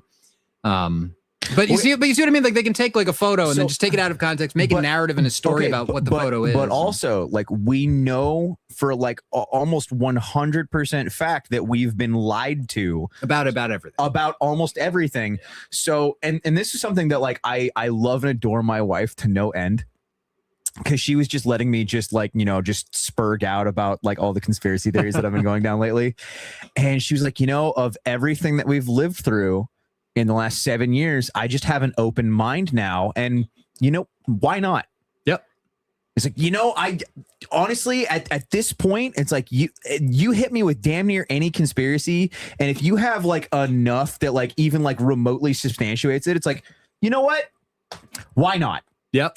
I don't even know anymore. It's so clear that we've been lied to about damn near everything. So maybe. Where are you at on flat Earth? Flat Earth? Yeah. So I think that the flat Earth is the beginning of the conspiracy theory. I think that's like the start of the rabbit hole. It's kind of like you know how like the same thing of when people say that they're a libertarian, you're like, oh, that's so adorable. You haven't gone down the whole pipeline yet. Right. It's the exact same thing when someone says that they're a flat earther. I view it the exact same way of like, oh, you haven't dug enough into a conspiracy theories, have you? Right. It's the exact same thing because like the flat earth in my perspective, like that's the start of the conspiracy theory. Right. Like that is literally the entry level into the conspiracy because you hit flat earth and then that starts taking you into the hollow earth theory. Yeah. And then that starts taking you into the big earth theory. I was going to say donut earth theory. It starts taking you. I don't know what that is. Donut earth. That the earth is shaped like a donut. Oh, that's a thing. That's a thing. It's out there. You can Google it. Okay. Donut earth. You'll get so the hollow earth theory. I think that one. Because the hollow earth theory could technically that could be true with flat earth, round earth, yes. You know, turtle earth, whatever. The earth is on the top of turtles. It's turtles all the way down. Right. Well, so turtles are important to history, but like I think that some people, and like we were talking about, like some people say like dumb things to kind of like take you off the track of like, you know, reality. Yes. But I will say that I think that the hollow earth theory does have a lot of proof and a lot of fact to it. If you just overlay the map of all the people that have been missing from the U.S., from the known tunnels in the U.S., right. And those two maps overlay just like perfectly. The DUMBs, right? DUMBs, deep underground military bases. Yep. And right? There's another. Catherine Austin Fitts, too, right? Solari Report. There was. She was this like Bush era tax person or whatever. She was involved with like finance with like George W. Bush or something. Anyway, she came out recently with like a podcast where she's like, yeah, we're like missing like $30 trillion. And I think they built highways under the United States. No, so that was confirmed, like, and I'm glad that you asked that because that was something that I was looking up. It was I've been to there's like a mountain in Kansas City, and they hollowed out the mountain. And it's like a logistics shipping center now. I've been in there. It's like an entire underground city under this fucking mountain. And that's real. There's a tunnel that goes from supposedly there's a tunnel that goes from New York to London. That is a 3,100 foot long tunnel. Big if true. Now there's only 3,000 feet or miles. Miles, sorry. Okay, I was gonna say that's. I'm retarded. Sorry. We've been lied to about everything. But there was another thing, and I can't find it right now. But I was looking this up last night, and that there was a tunnel in the early 1900s that was made from New York to California, and it was like a couple-hour train ride. And you can look this up as well. There was pneumatic tubes in New York in the 1800s, and you could get transported in these like little they looked like bullets. Yeah, and they were train cars. Yeah, and in a pneumatic tube, it would just and it would just send you to the other side in like ridiculously quick times. And there was confirmed, I can't find it now, so maybe I'm lying, but there was a tunnel that was created that you could travel in like a couple hours from coast to coast. The issue was that it wasn't profitable, and they needed us to be reliant on oil. Now, once again, maybe I'm schizo posting now because I can't find this, so I'm just insane, and I'm just saying this out loud. But honestly, like, there are like underground tunnels and trains in Chicago. There are so many underground basically tunnels. Every major city. I mean, there's tunnels in Spokane. There's tunnels in Coeur d'Alene. Yep. There's tunnels in Chicago. I've been to those tunnels. Those are like the Al Capone bootlegging tunnels. That's the thing, man. There's tunnels everywhere. So the concept, it's almost like there's like a group of people that like builds tunnels that like settled in America at the same time as like everybody else, and they like built these tunnel networks maybe before, because if you look at all the major cities, why is it there's old cities under the new cities? Old cities under the new cities? Yeah, like literally Seattle. Yeah. So Seattle burnt down, didn't it? Okay, but every major city burned down. Right. Literally at like the same time. It was like the same year. At like almost the exact same time, every major city across the world burned down at the same time. And then we have all these tunnel systems as well. And the concept is like, okay, well, maybe the tunnels were never dug necessarily, but you had all of these connecting ways. And then maybe there was a giant mud flood, and now they're tunnels. I don't know if I buy the mud flood thing. It does raise I'm open. But it raises the question of, why does it every major city has an underground city? Right. There is something about that. Why it's crazy. Even if not mud flood, why that? I feel like all of my like consistent viewers are now going to be asking it's like every single fucking episode now I'm like talking something about Tartaria. And it's going to wind up being just like an ongoing joke now of like I'm just a schizo poster. That's fine. I just can't stop. You see, I'm not Tartaria. And I'm not a flat earther. I'm a geocentrist. Oh, I didn't even answer your question. So I think that the Earth is like the center of the universe, and that everything revolves around the Earth. Yes, absolutely. I fuck with that. Yes. I don't know about the flat Earth stuff, but because technically, like the math, like if you're gonna send a rocket to the moon, which we didn't, there's arguments to be had both ways. And so if you're going to watching right now, I do not believe that we've been to the moon.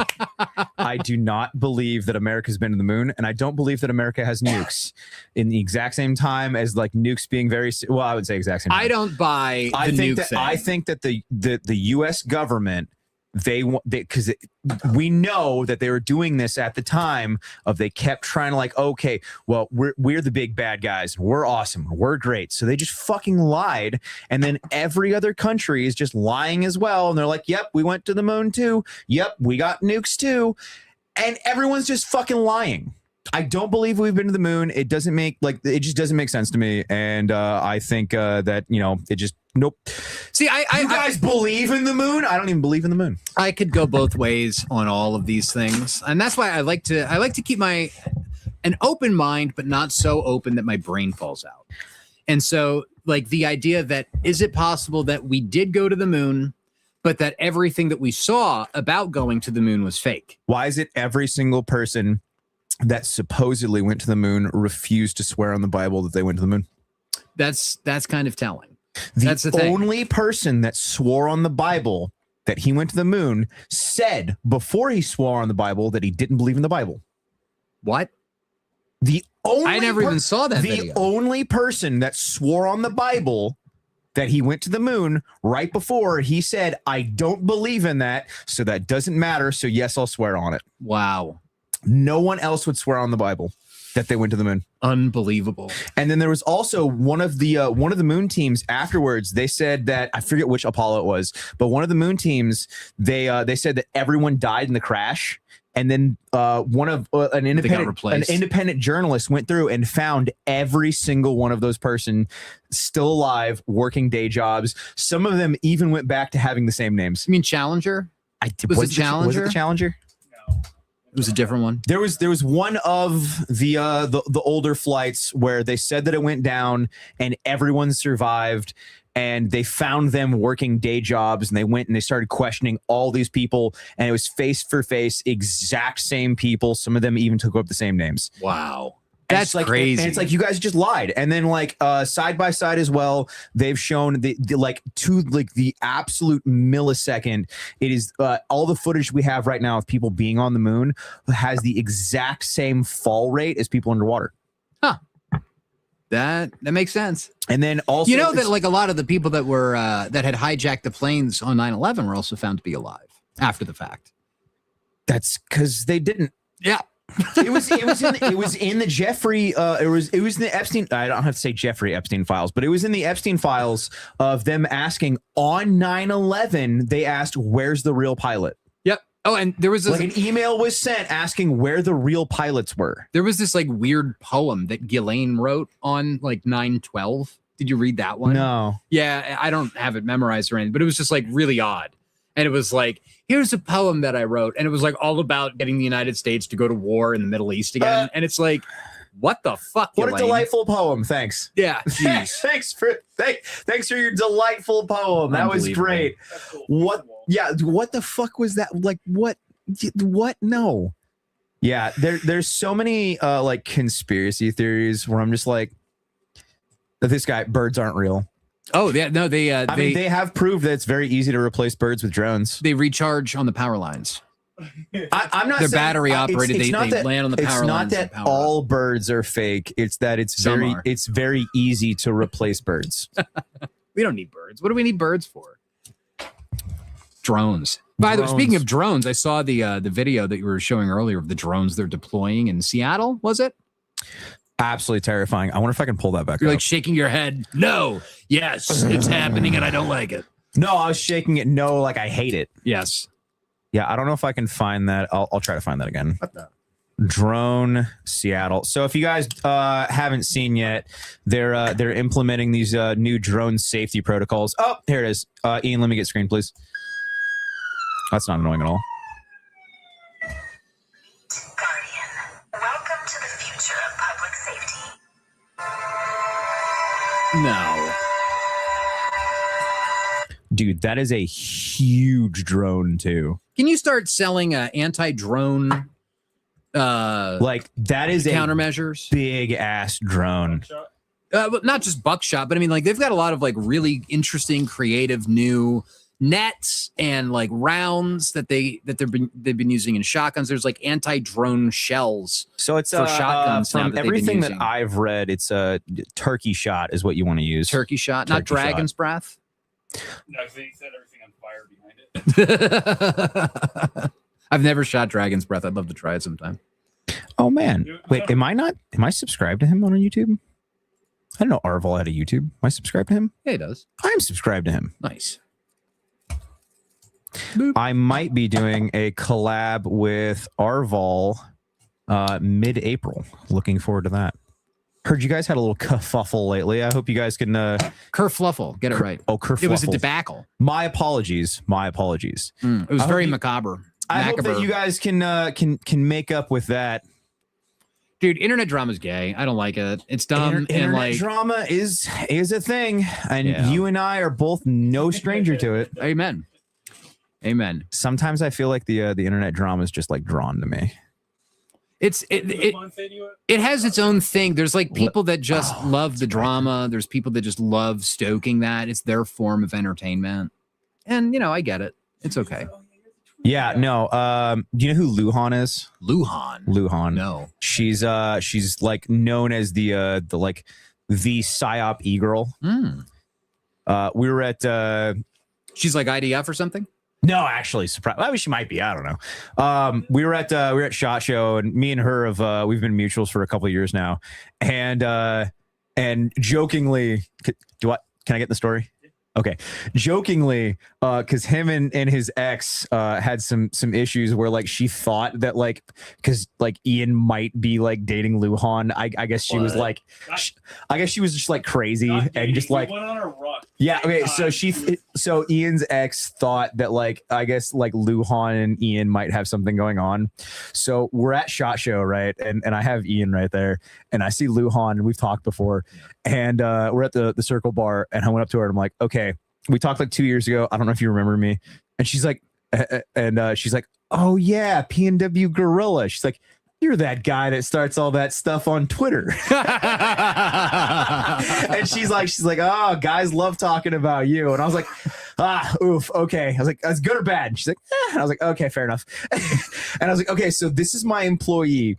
So his ex thinks that like that you were with my employee. Can I get a photo of you guys together? Just because I think it would be hilarious. Yes. And she's like, oh yeah, absolutely, no problem. So I got a photo of them together. I'm like, we're sending this to your ex, right? Bro. And it was just for shits and gigs, but yeah, no, Luhan was a great sport about it, and I think that she gets more shit online than she deserves, but nonetheless, it was really funny, it was amusing, and I'm happy that she was able to go along with the bit for us. Nice. I need to go to SHOT Show sometime, maybe next. When is it? Is it in winter? Or? SHOT Show is in mid-January, and honestly, I think SHOT Show is one of those things where like you go to it once and you kind of like you did it. Yeah, you went to SHOT Show. You felt it. Like if anything, maybe go to SHOT Show twice. You know, go once.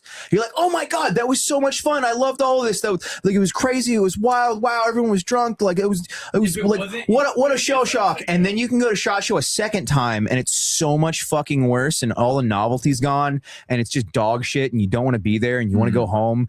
And you're constantly like everything is just like cigarette smoke always, and you just have a headache, and you just like I just want to leave. So like. Maybe go to SHOT Show twice because that second time like solidifies never wanting to go back. Yes. Yeah, that was like what it was like at the Bitcoin conference this past year. I got brought out one of the podcast sponsors for my podcast. The Backlash brought me out to the Bitcoin conference. Follow the Backlash, please, at Real Backlash on YouTube and Backlash podcast on Rumble. Anyway, yeah, it was. It's so fucked up too. It was Blockstream. Which is like this like Bitcoin research and development company. They also make like a hardware wallet and all this stuff. So they're like, hey, yeah, you want to come out to the Bitcoin conference? Yeah, we'll like pay for your ticket. Come on out. Come to find out that like Jeffrey Epstein was like a fucking founding funder of this company that brought me out. Yeah. And so then I'm like, you know, and of course I didn't know this at the time, but I'm like out there, I'm like at this thing, and it's just like, it sucked. It was awful. It was all shit coining. There was like very few actual Bitcoiners that were there. And it was just like scams everywhere. Everything that the eye could see was just scams. It's just like, you know what? And I got a free ticket to go back this year. And it's just like, I'm not interested. Like, I'm good. I'm good on that. I'll stay home.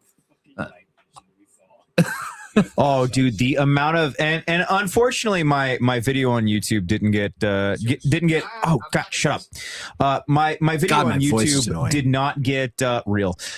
Did not get as many. Thanks. Well, I was trying to agree with you, right? I'm on your side here. You're like, fuck, I'm annoying. Oh, so true.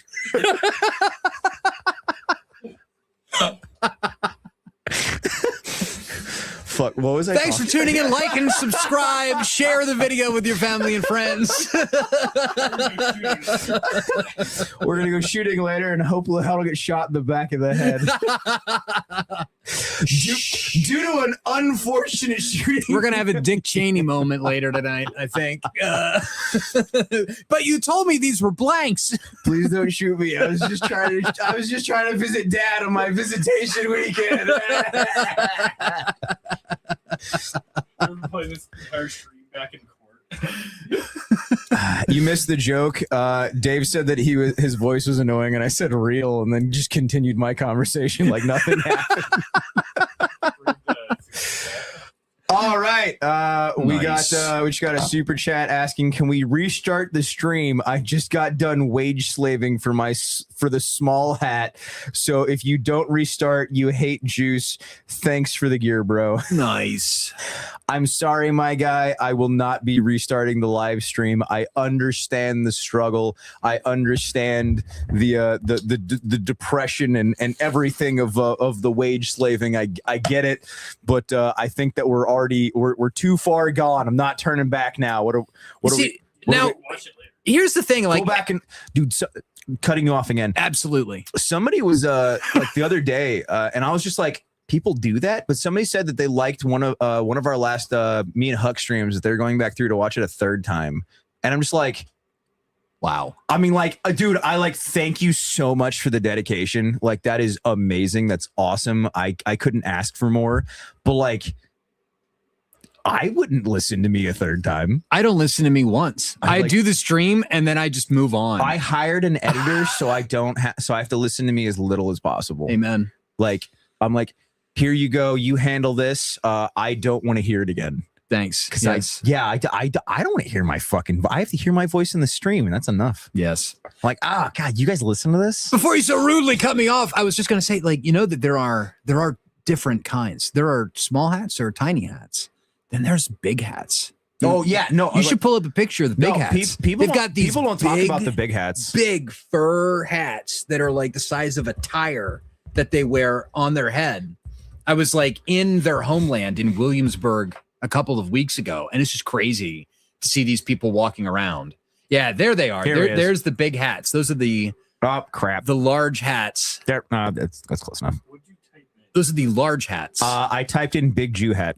There you go. Yeah. See, there's the big hats and the tiny hats. What else would I type in? Nobody ever seems to work for the big hats. They all seem to work for the tiny hats. What else would I type in except for big Jew hat?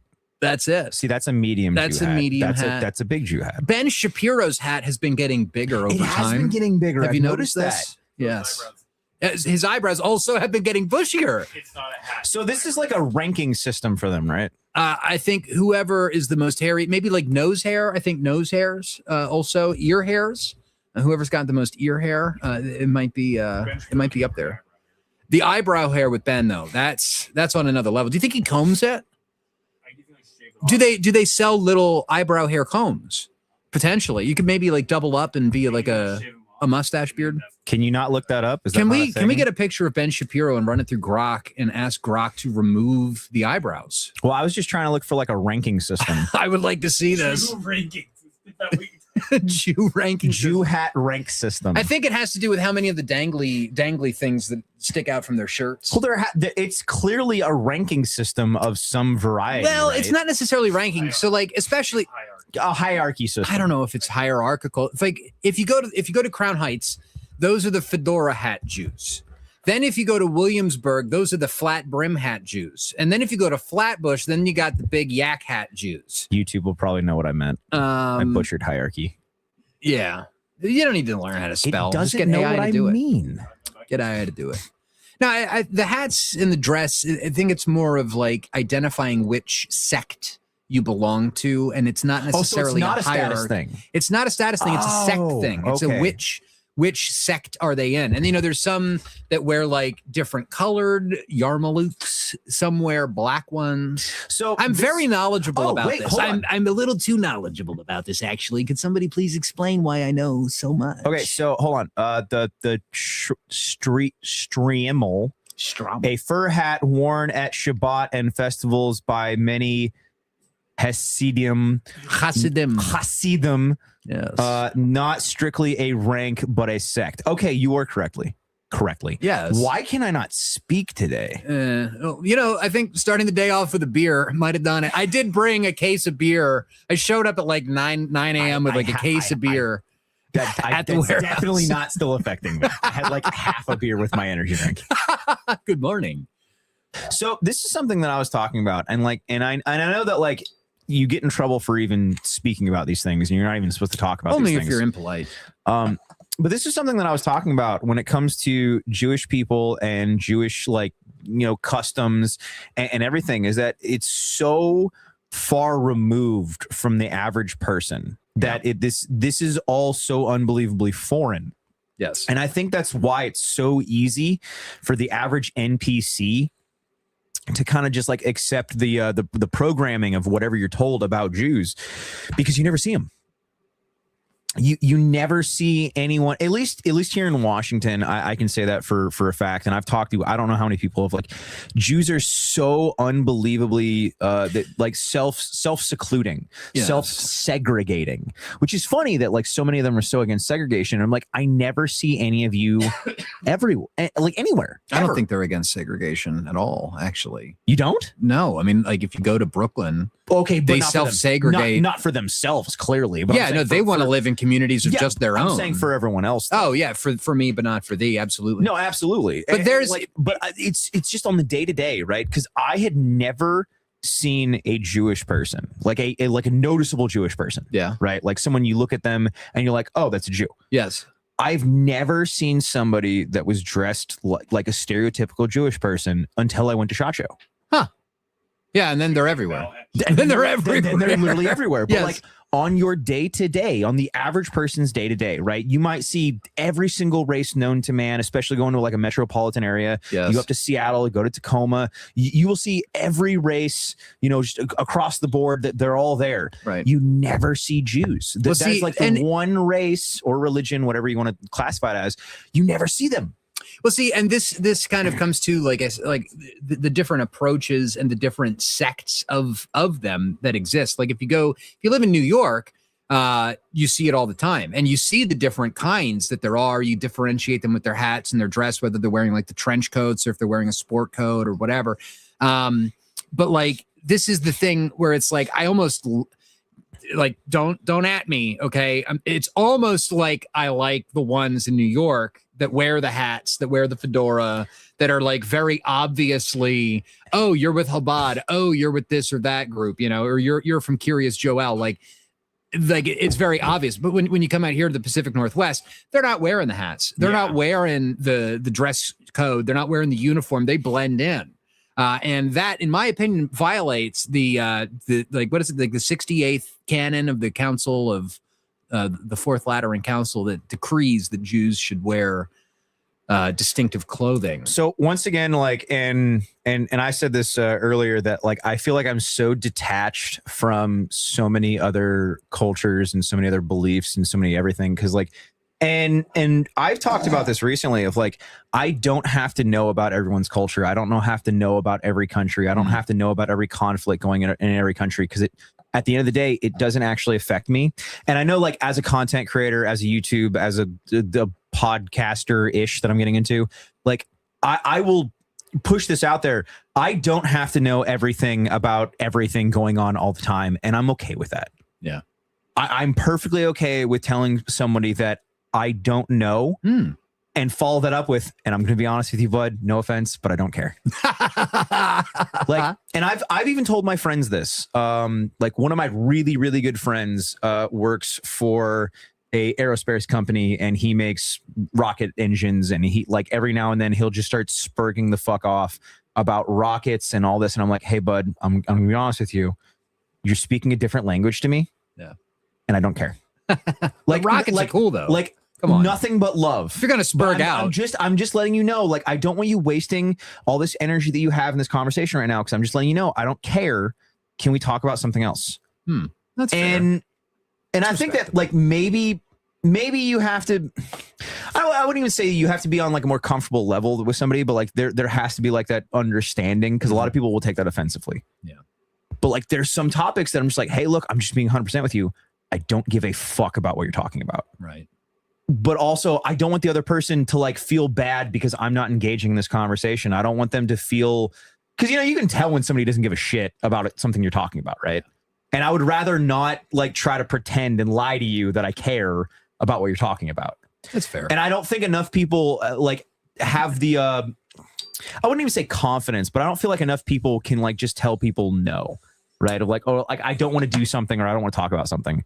What I don't understand is the people that are like watching on YouTube, and then they're like, they'll like comment, I fucking hate this video. This is boring. I don't care about it. It's Why like, are you watching it? okay, then what? Then don't watch. No, I will. You see what it's almost like the exact opposite situation. No, I will agree with that completely. Of like when somebody goes into your comment section and then informs you that they don't care. Mm-hmm.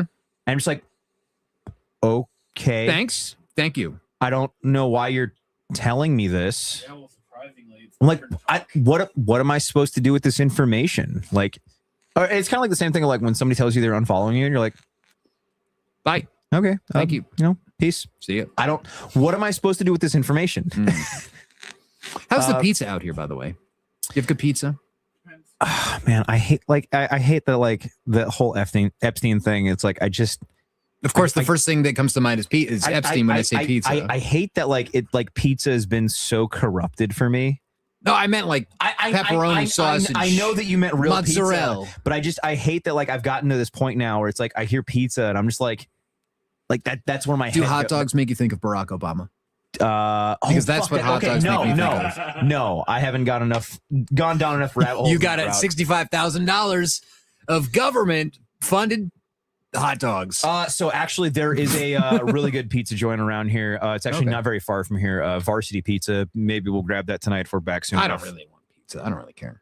Okay, well, Varsity Pizza. I mean, we could try it. There's Varsity Pizza, and there's also there's actually a restaurant in a old train cart out in LB, Washington. And like there's actually there's like hotels that are in old train carts out in LB, and they're just cool. They're just cooler than they need to be. Have you ever done like a sleeper train before? No, I have not, and that's something that fascinates me. You've done it? I did once in Europe. I took a train from. Where was I? I think it was from France to Italy. And it was like the most unpleasant experience I have ever had in my life. Like you have to like get into the thing and there's like 4 inches from like your nose to the person above you. You can't sit up. You can't really sleep on your side. It's not wide enough. You have to be like flat on your back. What's that? In there, they fold down? No, they fold up and down into seats and stuff like that. But man, it was just tight. Not a fan. So, I don't understand people that are like, I'm gonna take a train trip from like New York to the Pacific Northwest. It'll be like 5 days on a train. I'm like, you're gonna want to murder yourself. You're not gonna like it. It's not relaxing. It's like, get me the fuck off of this train. Which is really too bad because like I feel like trains could be, and like we were talking about earlier, like, you know, if there was a train that was like astronomically faster, that would be such better transportation than what we have now. Yeah. Now, speaking of trains, there is a content creator that I love. I haven't seen much of his stuff recently.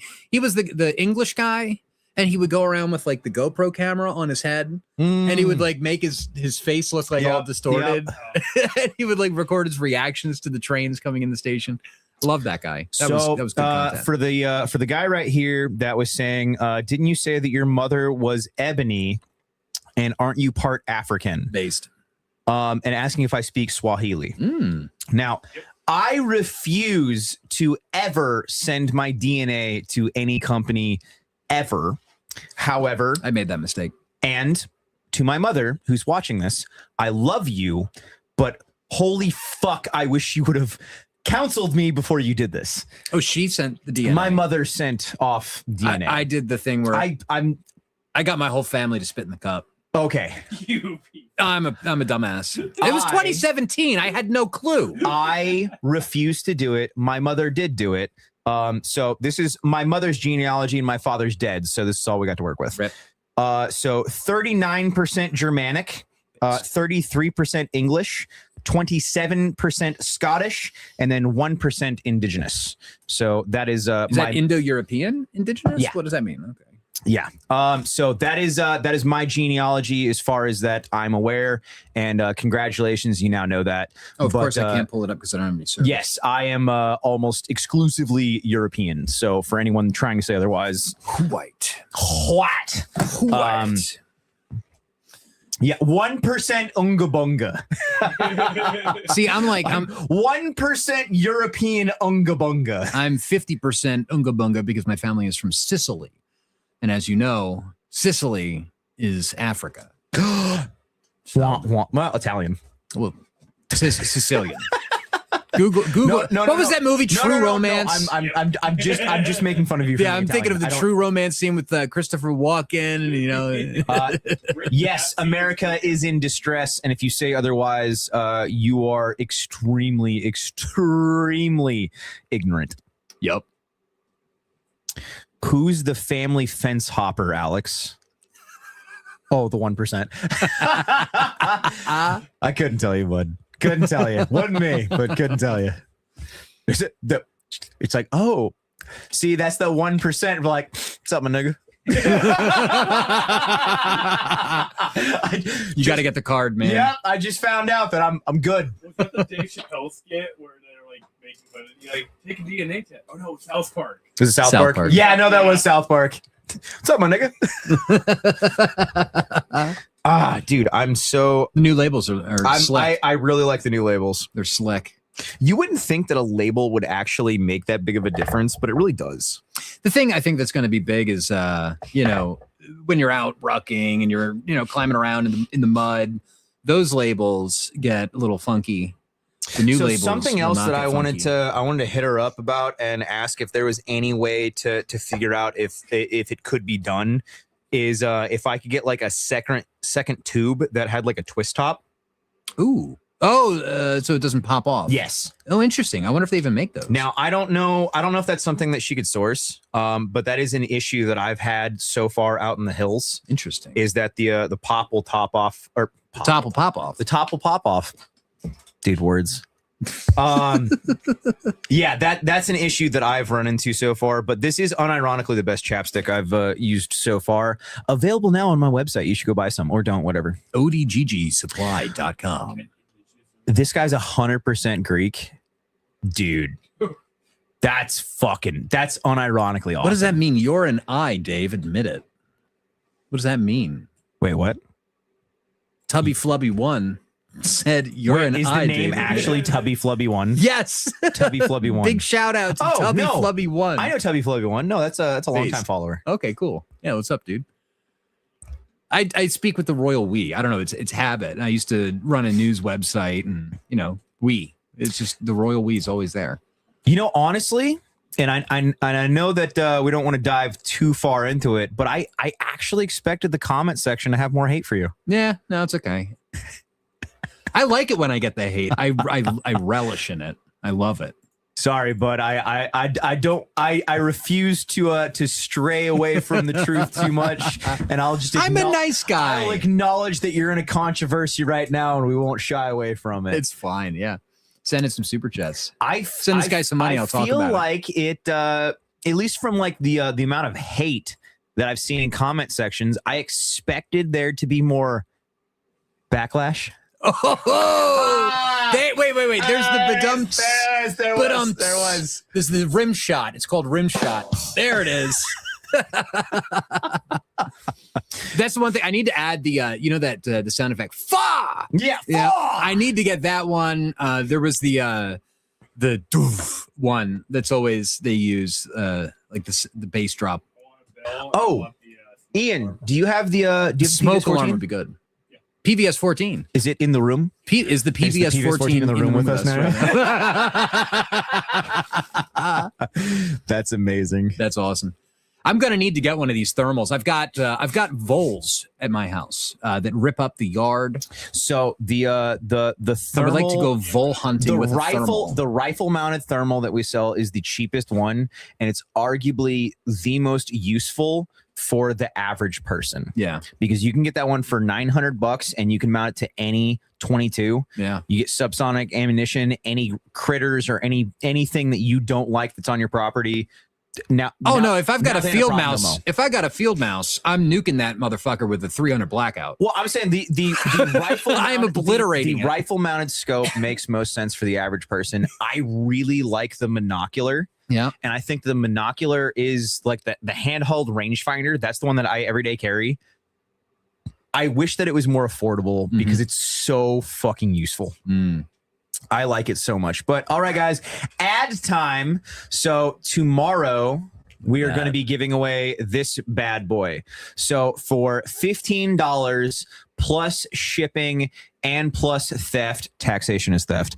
You guys might get this night vision monocular plus a helmet tomorrow at 3 p.m. Pacific time. So this is a Gen 2 Plus white phosphor. Once again, you might get this for $15 plus tax and plus tax, which is theft, and shipping. So tomorrow at 3 p.m. Pacific time. So this is a AGM.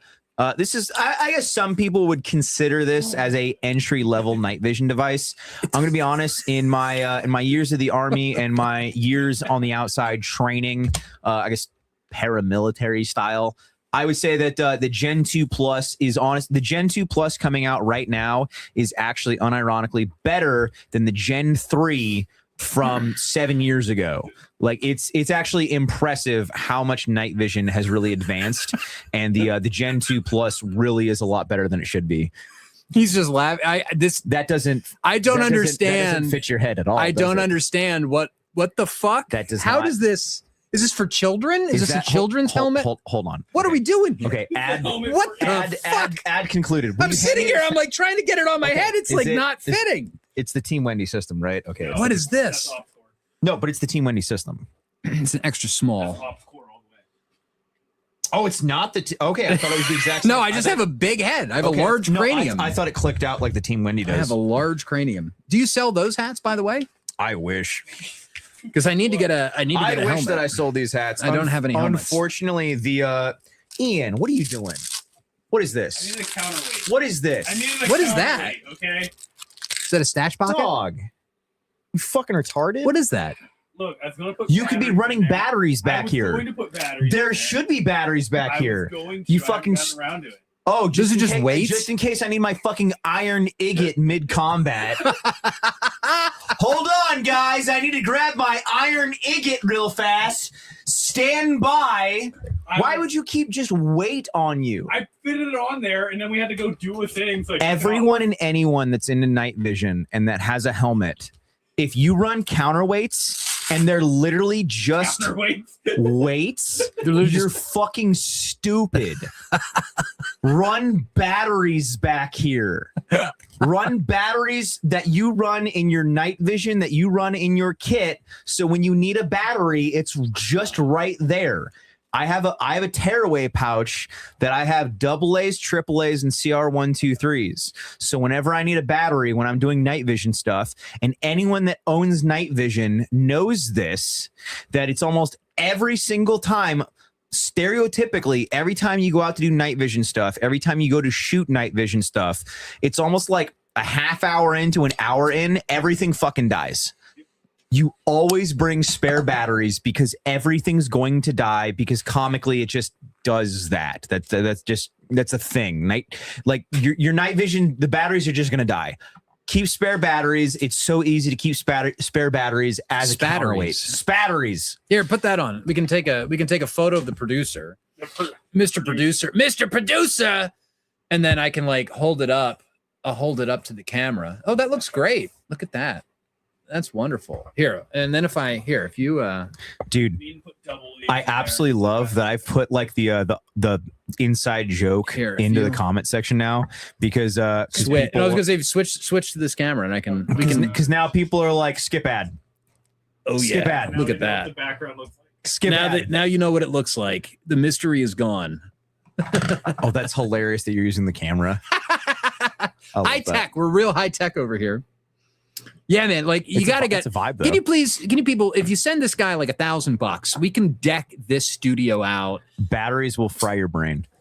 I need $1,000 to deck the studio. Maybe like $1,000. Maybe, I don't know. I mean, you've got a big ass TV over there. All you got to do is like route a duplicate of this to that. So we're gonna put the TV up there so we can read the comments in huge lettering. Yes.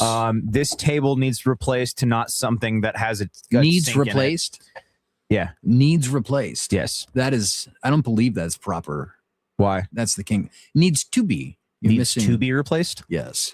Needs replaced. It needs replaced. This needs replaced. This needs to be replaced. Yes. That's a thing. They used to say that in Pennsylvania. I feel like the two. Yeah, I'm going to need that. That needs replaced. That needs replaced. that needs to be replaced. I'm bigoted. I'm sorry. That was anti-white. I apologize. No, I don't think it's anti-white. I think that I need to stop speaking in text. What the fuck is this? Is this for the ingot? Is this an ingot holder? That's a World War I clicker. It's a clicker. Yeah. So this would be in World War I, World War II, and in some places in Vietnam, this is actually how they would communicate. Really? Trying to be silently. So you'd have like 1 click means one thing, 2 clicks means another thing, 3 clicks means another thing. Sure. Or like 2 clicks with a gap in it means one thing, so on and so forth. Like so Morse code. Yeah, it was just a simple way to communicate, and you could communicate, not like ridiculously far, but you're not having to whisper, you're not having to talk, and you can communicate through clicks. That makes sense. A lot of people would use clickers because, like radios, either A, radios weren't a thing yet, or B, radios were a thing. They were the size of a backpack and they weighed 80 pounds. Not reliable, and if you want to be technical, nowadays, unsecured. Yeah. Imagine getting your speak corrected by a WAP. Whoa. Damn. Brutal. Damn. Brutal. So anyway, buy a fuck bin tomorrow at 1500, almost at 1300. Absolutely. I expected more backlash from the podcast. Nice. Nice. I did not say white phosphorus.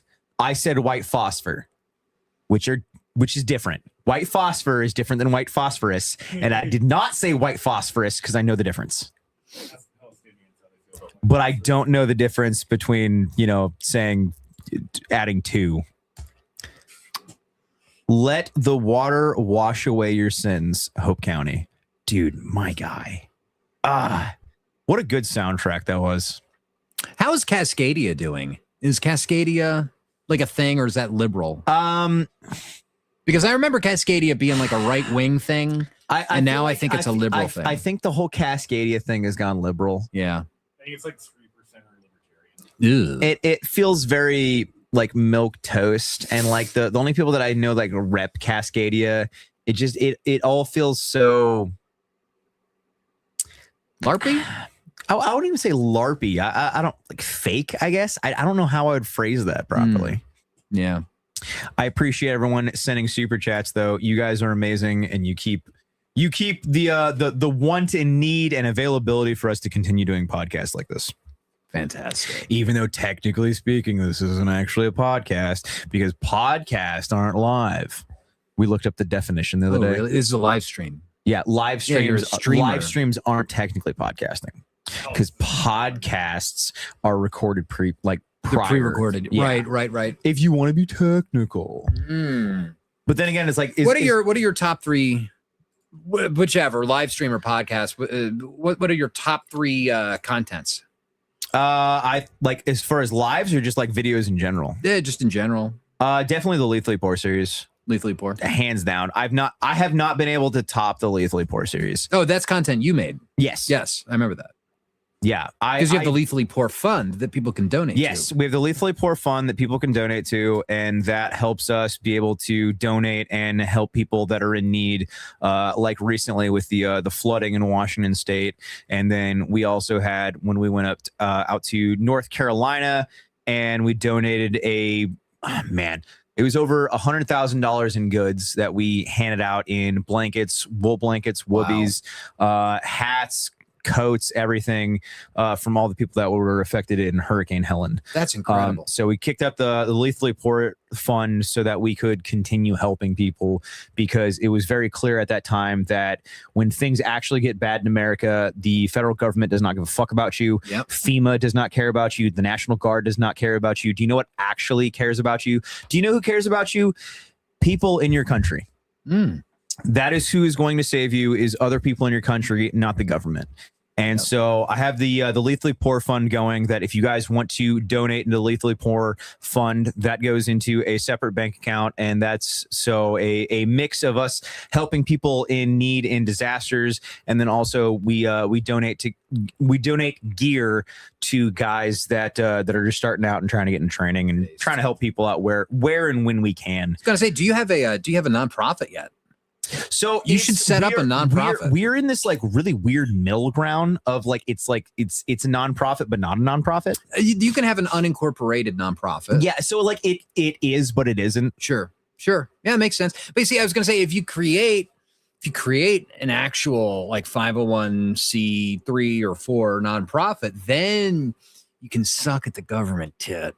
You can get that nonprofit security grant money. That would be honestly really nice. Because right now, Washington State, 98% of all of the Department of Homeland Security's nonprofit security grants, 98% of all of that money, which is like hundreds of billions of dollars, currently only goes to Jewish nonprofits. So I feel like how much percent? 98%.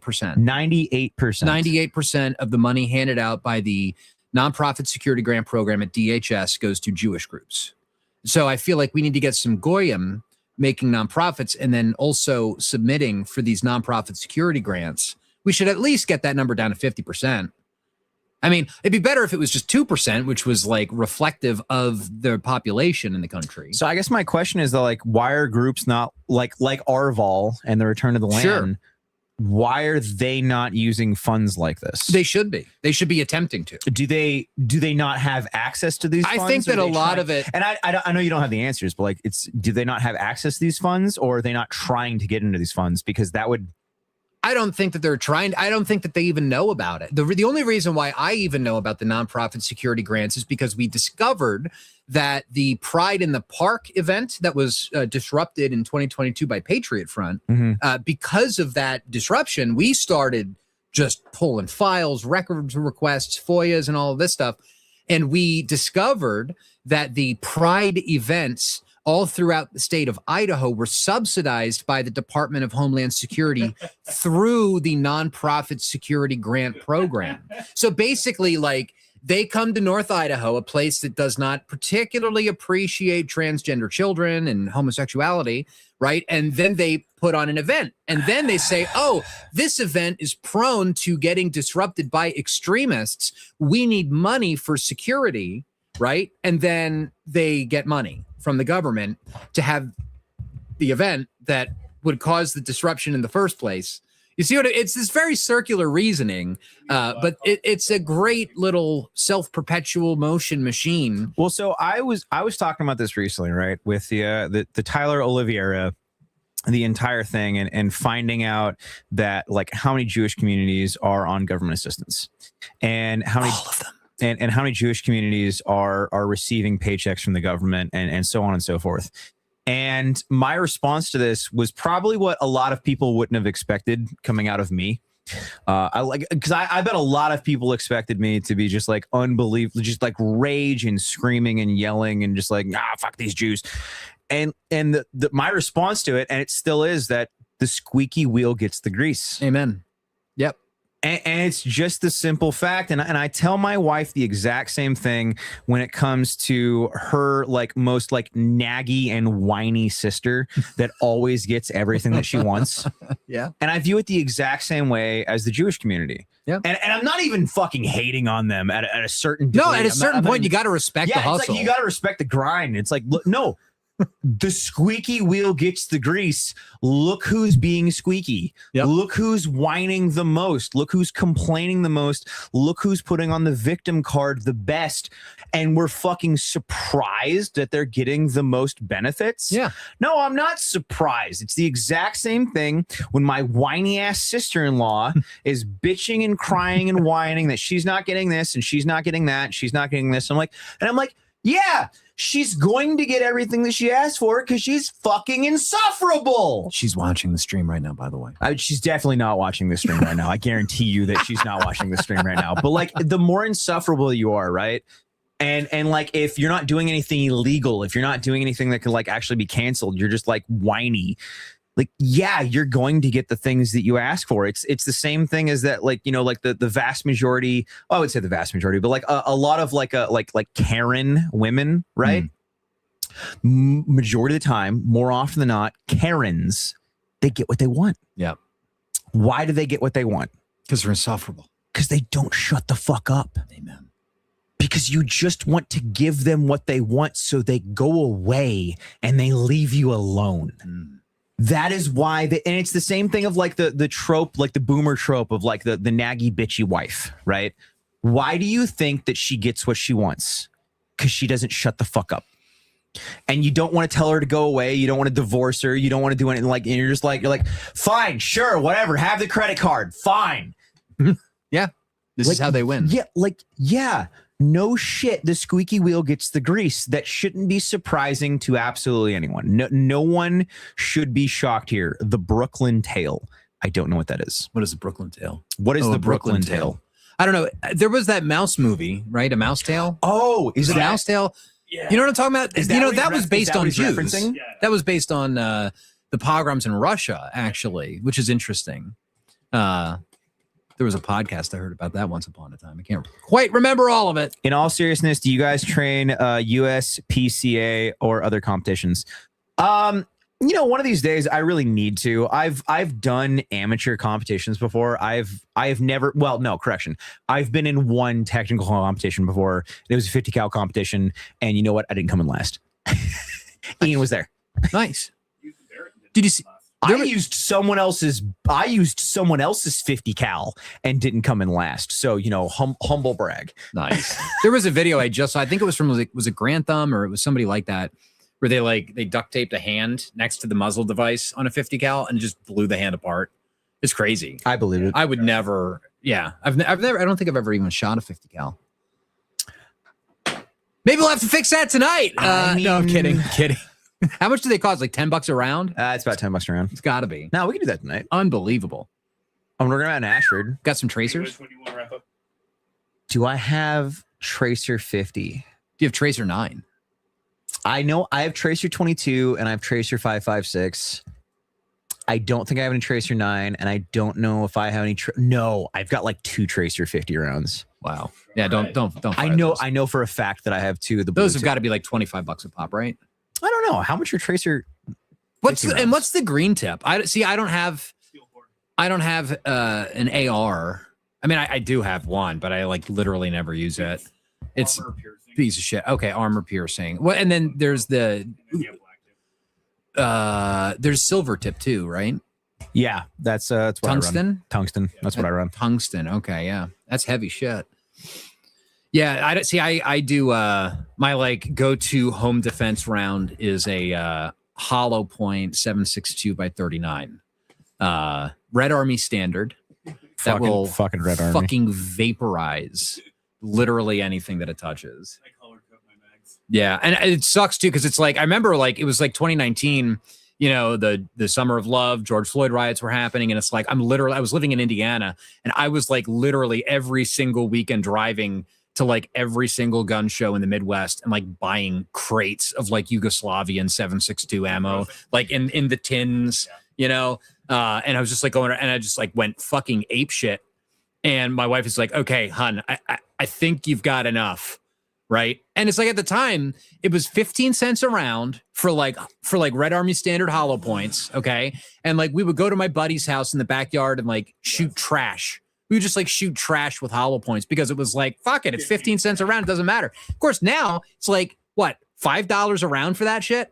So $2.50. I just looked up tracer ammo for the 50. It's actually way cheaper than I thought it would be. Oh, Where are you looking? So this is ammunitionstore.com. You can throw the screen up. So $159.99 for 50 rounds of 618 grain M17 FMJ tracer ammo. can I show you something? But honestly, I thought that it would. What's up? I'm going to show you something. Check this out. You can do this. I honestly thought that it would be. Oh, look at that. So you can make it big, whatever cool. it is that you're looking at. What the fuck did you do? I just pinched. Oh my goodness, that's a thing with MacBooks. You just pinch zoom. Oh, I didn't know that. Yeah, yours is backwards. We're learning all over the place. Yeah. Just have some handy streaming tips. If you ever, my goodness, that's if you ever wanna, so handy. You can pull up like a tweet. That's so nifty. It works on every website. You just want to zoom in. Boom, I did done. not know the MacBook could do that. Oh yeah, it's great. It's great. Well, we learned 2 things here today. That 50 cal tracer is astronomically cheaper than I thought it would be, actually. And then because you could technically, I mean, at least for my full combat load of 50 right now, which I realize the comedy of saying combat load for a 50, but my full combat load for my Barrett right now, I could easily put 2 tracers at the bottom of each mag like that. Then again, they're 10 round mags. You should know. You should know when you've shot 10 rounds. Like, it's not like an AR where you're in like a firefight and like you don't know how many rounds you have left, and like, you know, the last 5 rounds are tracer rounds, just so you know. Like, there's realistically not a whole lot of scenarios that you're shooting a Barrett that much where like, oh no, I need to do a speed reload of my Barrett. You have a marking mag. Oh, I saw somebody. Go into like, hey, you know what? I think I need to start training my Barrett reloads. I need to start doing my 1R1s with my Barrett guys. Yeah, I saw somebody ask in the chat. They were like, AR, AK, AK all day. There's something about AKs that are just grittier and like, you know, you need to like bust out the metal file. Oh, damn. The hammer. You've got to like force the, you know what I mean? Like and like once you start modifying your AK, it really becomes yours in a way that like ARs, it's like playing with Legos. It's like Legos. It's like everything fits. Upgrading, it's all mil spec. It works. ARs is so much easier than upgrading AKs, though. Obviously, AKs are like everything's so unbelievably proprietary. Yes. Okay, Dave. I don't know if you can handle another 25. I don't know if I can handle another 25, but I'll give it a shot. We just got another super chat saying push-ups, which I feel like they're being a lot more harsh on you than they're usually harsh on Huck. I'm gonna be real. This is fine. I'm fat. I'm fat. I weigh like 208 pounds. I need to lose 40 pounds. I think you're getting the hate here, my guy. There we go. And this guy said that he likes Legos. Oh, that's Optrix. My residential boomer. All right, everyone that's watching, 25 push-ups. Let's go. ooh, yeah. Yeah, buddy. Oh yeah. Where the fuck is the wall? I'm gonna go over here. Oh, nice feet. Nice.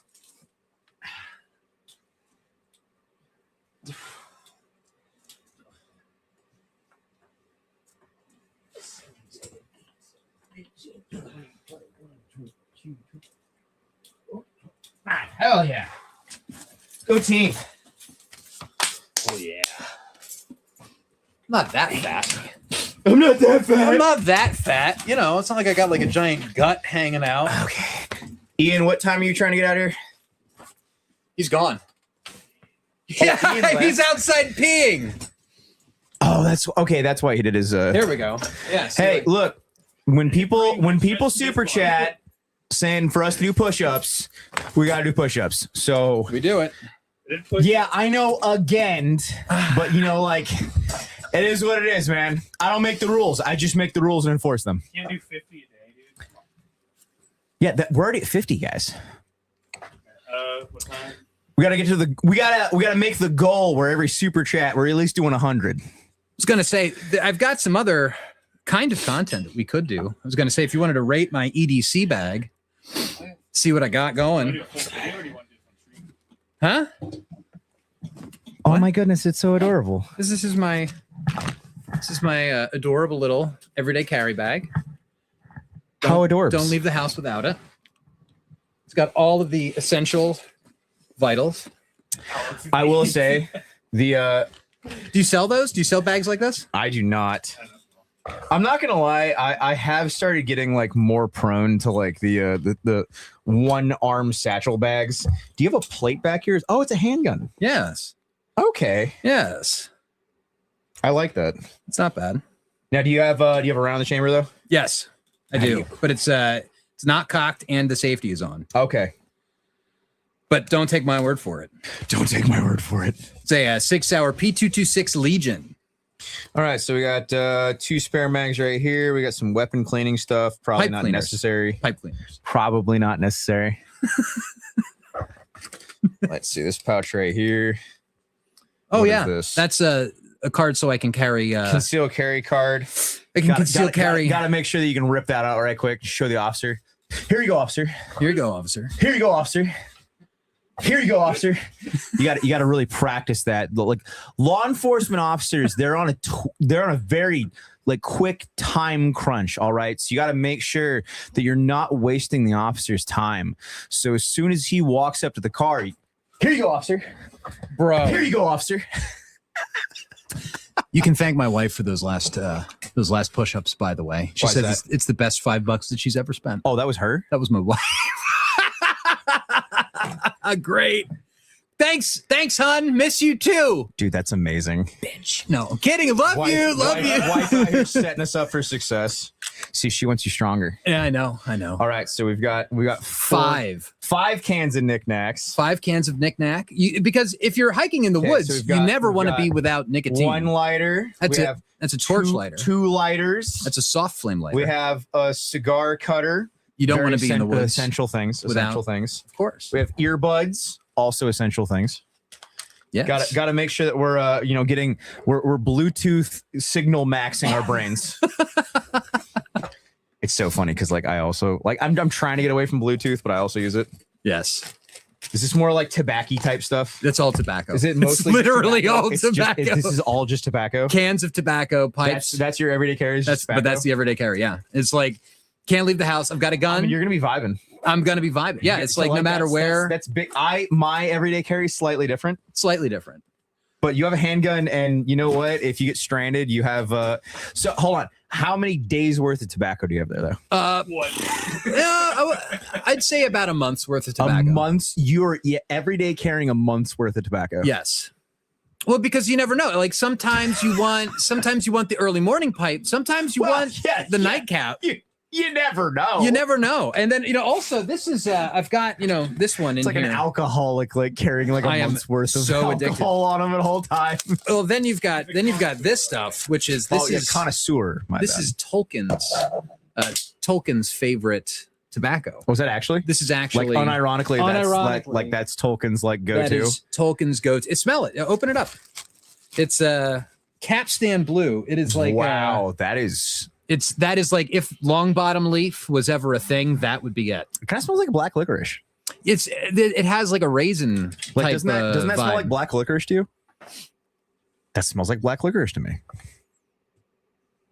It's not bad. You smell it? Yeah. It's good. It's like a raisin. It's like a raisin. Raisin black licorice. Yeah. I'm gonna vibe with it. You can't leave home without the tobacco. God, I mean, if you've ever seen me Nick Fit, it happened to me like right at the beginning of Lent. I decided I wasn't because I would like wake up in the morning, I'd put in a knick-knack. I had one in my mouth all day. I'd go to bed, and right before I went to bed, I'd put one in and go to sleep with one in. Like that's how addicted to nicotine I am. And so for Lent, I figured, well, I'm just gonna go like I'll only get nicotine through pipe smoking. That'll be what I do for Lent. The first 5 days of Lent, I was withdrawing on the couch like I want to die. And I'm like, yeah. Anyway. So completely unrelated, but I just noticed this. So on the laptop stream, it's showing the live chat. But hold on, it's showing the live chat also from the shorts stream. Oh, very nice. So in the live chat, you're getting both streams in the live chat. That is pretty dang cool. I'm not gonna lie. Slick. Oh, that is wait. So everyone in the YouTube, they're seeing all those comments. Everyone everywhere. Oh, dude, that's so cool. Everyone everywhere. I love that for everyone that's watching our stream right now that they can see all the comments. I actually unironically think that's cool. Nice. Oh no, don't say that. I don't like that. Where's the piss jug? We left it at the office. I should have brought the piss jug. Okay. So Ian, hold on, guys. So we didn't plan this all very well, and we're winging everything because welcome to the PNW Guerrilla channel. We wing everything. This is all nothing. Everything's unscripted. This is all just on the pants of our looms. Fruit of the loom. Shut up. Okay, so for us to do this night vision shoot, what time do you think we need to get out of here? And what time are you planning us to start shoot? Like, okay, I guess let me backtrack. What time do you want to be done tonight? It does not matter to me whatsoever. Okay, so does he get paid overtime? Sundown. Does Ian get paid overtime? Yeah. Fuck no. Amen. Fuck no. Salary, right? Ian is salary and okay, no. I will say though, Ian does get 1/3 of all tips from the website. Oh, okay, that's good. So like, So for everyone tipping on the website, just so you know, Ian gets a third of all tips that go to the website. So in itself, I do think that that's really cool. Sundown is 1 hour. So Sundown's in an hour? Shit. Yeah.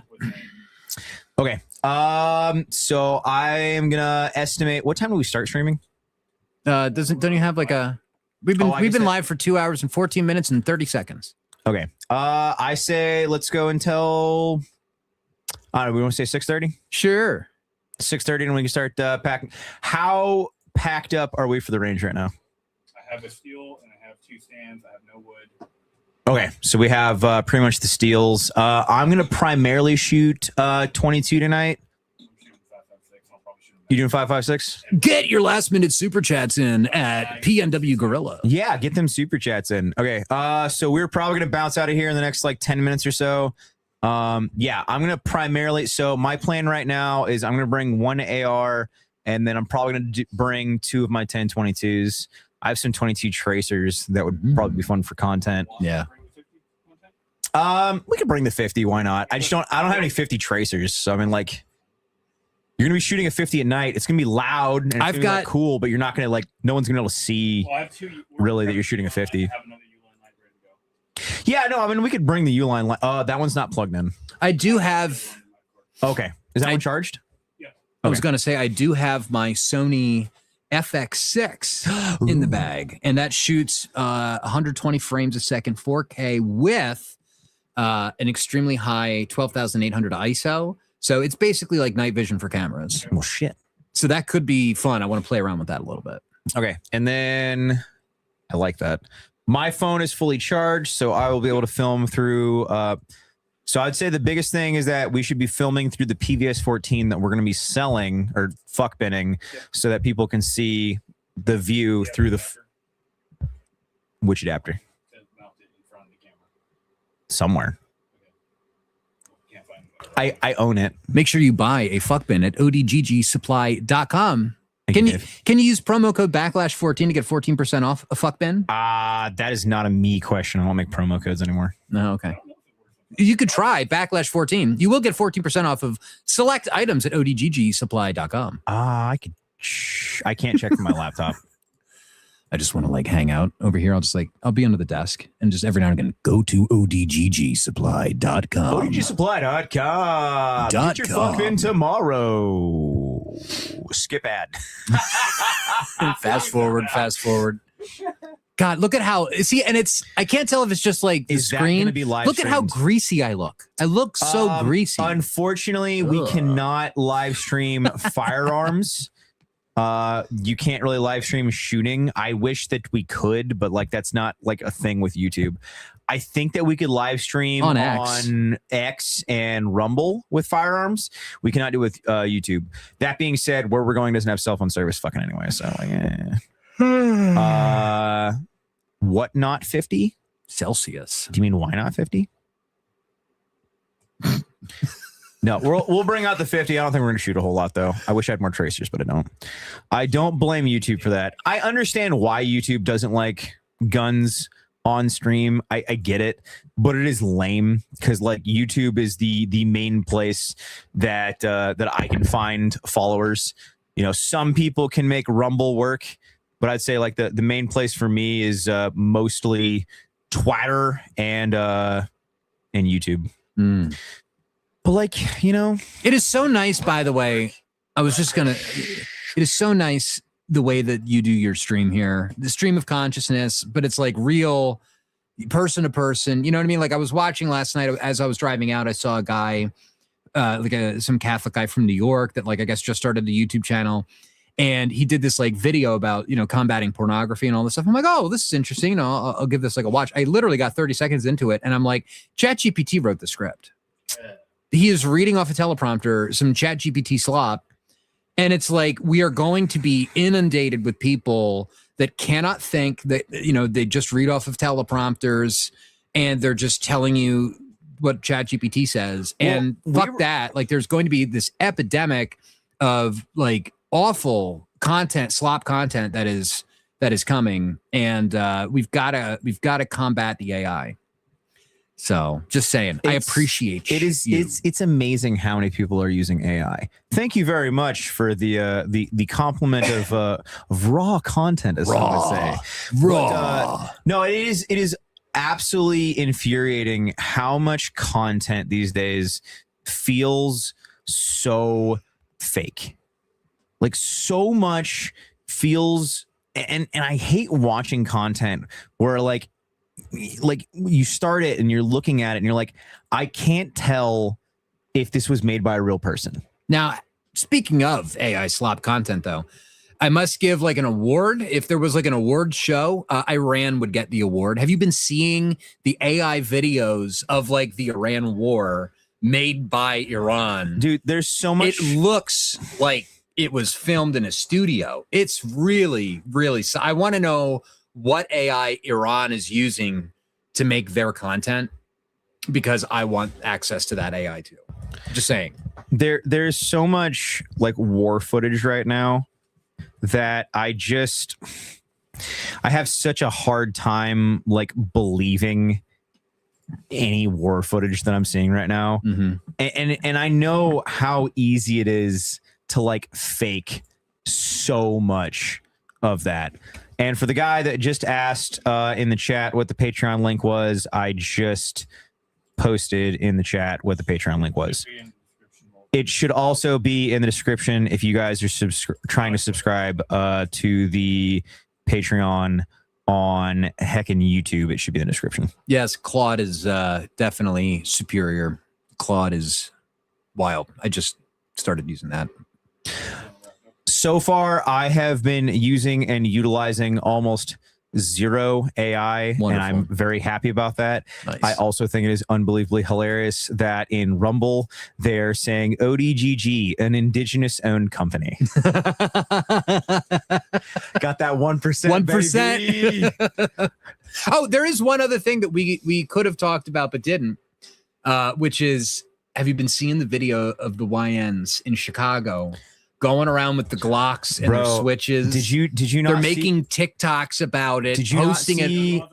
Did you not see my post that was blown up when I said laws are for white people? Yeah, I posted about it too. If you go to my profile, I'm like, black people in the inner cities, posting selfies with Glock switches. White guy in the woods saws off a shotgun a little too much, and he gets his wife and kids shot by the marshals. Here's my post on this. I said, gun laws are almost exclusively for white people, and I'm sick of pretending otherwise. And that got 27,000 likes. Now, blew up. For anyone that doesn't know, because I've been on Twitter for a while now, and I've gotten millions of views on posts, and it has couple thousand likes. So like when you get less than 1 million views on a post and you're getting tens of thousands of likes, it's like, oh wow, this actually resonated with people. Yes. Like a lot of people were like, yeah, real. I even had one of the black dudes that I BS with like every time I'm at SHOT Show, Jerry Curled, hilarious black dude, by the way. He said, yeah, gang, I'm sick of seeing this shit too. And I'm just like, thank you. Like, dude, even the black dudes are like, I'm so sick of blacks. And it's just like, thank you. I'm like, it makes me feel so much less insane. Yes. Like, especially when the Hodge twins, you're like, man, these YNs. And I'm like, right? Like, dude, and I've said this in multiple streams in the past, and I know that we need to start wrapping this up, but I've said multiple streams in the past that there's niggas that know how to act right, and there's Africans. Oh my God. There was a video I saw today of like some French guy interviewing Africans in France, like, but don't you think it's like wrong to rape women? They're like, yeah. Sometimes you get an STD. And it's like, what the fuck? No, dude, so deport. Before like 2000, I don't know, whenever they start shipping all of them here, right? Yes, 14. Like, there was a date that like when Africans were here, it was because they deserved to be here. It was because and when I say deserved, I mean they had to fucking try, man. They had to go through hoops. They had to go through the legal system. They had to put in effort to be here. And like I've only known a couple of like, and when I say Africans, I mean like, Africans, like they have the accent Africans. Mm-hmm. I've only known a couple of them, and they loathe American blacks. Yep. And it's so fascinating, like just sitting there and listening to like a like higher educated African that, you know, like once again, they had to try and struggle to come to America. They were like one of the upper echelons of Africans. And that's how they used to be able to get into America, is that they had to try. And it's fascinating listening to them talk about how overprivileged and the victim mentality and how whiny American blacks are. And it's so interesting listening to them talk about how much they hate American blacks. And you're just like, huh, like interesting. And like, and there was one, he was actually in the National Guard. I did a couple of range days with him. This was like 2019, 2020. And you could not get this African dude to shut the fuck up about how much he hated American blacks. That's crazy. It was he just kept rattling off, and it was great too because he had like that really thick like African accent, and I don't remember what region of Africa he was from. I acknowledge that Africa is huge, but it was fascinating because, you know, once again, kind of like when I was talking about earlier of like, you know, you're not around. Like on the day to day, you're not around a whole lot of like, you know, like ethnic Jews. On the day to day, you're not usually around a whole lot of like, you know, heavily ethnic Africans. Right. And when you are around them and you're listening to them, you're just like, fascinating. I would definitely watch a YouTube video of like airdropping Africans into like O Block. And then seeing what happens. I would pay money. Because they're I'd pay money for that. Two completely different people. Yeah. Absolutely different people. Now, once again, my sample size here is like comically small. Yeah, it's a very wide area. So like, you know, talking to a lot of people about this and like, look, dude, like when I was in the military, I was like, yeah, I was around a lot of blacks, but like that was only the blacks that would join the military. Right. You're self-selecting for a certain group. Yeah. And that's a very, very small percentage of blacks that will join the U.S. Army. And so it's the exact same thing of like, you know, being around Africans that were in America, you know, before 2015. That is a very, very small sample group size. So like trying to also compare them to like the Somalis now with all the Somalian fraud and trying to like compare them like, okay, well, these are two completely different classifications of people, two different, like they came to America in completely different ways. Cause like, you know, the Somalians, they've just gotten like a free ticket.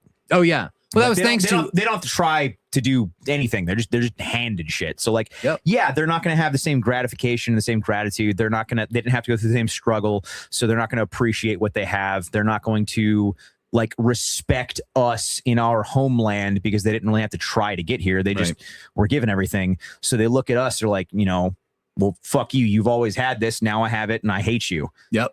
By the way, big shout out to Jim Risch, Senator of Idaho.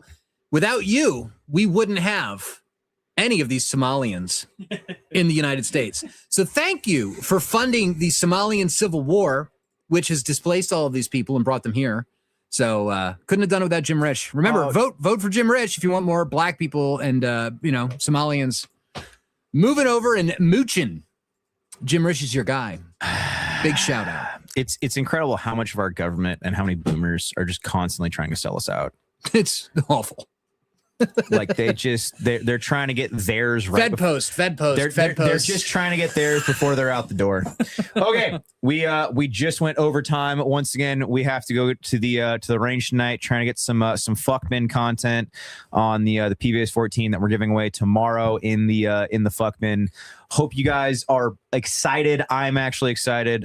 We have a lot of plans going forward with the fuckbin. We realized some things that we messed up in the past, and you know, maybe we should have continued the fuckbin every month instead of doing it quarterly. So now we're gonna do big fuckbins quarterly, but we're gonna keep doing fuckbins every single month, and we're changing up how we're doing it, changing up merchandise, and we're diving into this a little bit more educated.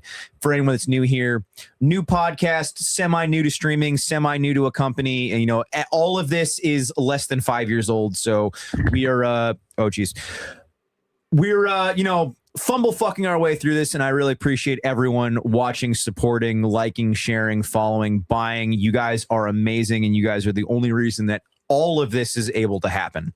So once again, I cannot say this enough, and I cannot express my gratitude to you, the viewer, the buyer, the supporter. You guys are absolutely amazing. Tomorrow, 1500 Patreon. Subscribe to the Patreon, and yeah, I don't think I have anything else to say. I'm excited for this evening and excited to go shoot some night vision content. Dave, do you have any parting words, good sir? Buy shit from odggsupply.com. And follow Dave on the Backlash. At Real Backlash on X, Real Backlash on YouTube, Backlash Podcast on Rumble. Thebacklash.net is the website. And yeah, come on. We're trying to build community here in the Pacific Northwest, get people networked together and leave something behind for our kids and our grandkids. Yes, That's sir. what's important. All right. And we will see you guys tomorrow. I don't think we're live. We might live stream tomorrow. I don't know, but no less, no later than 1500. We'll see you guys tomorrow. So peace. Yep, you're strong.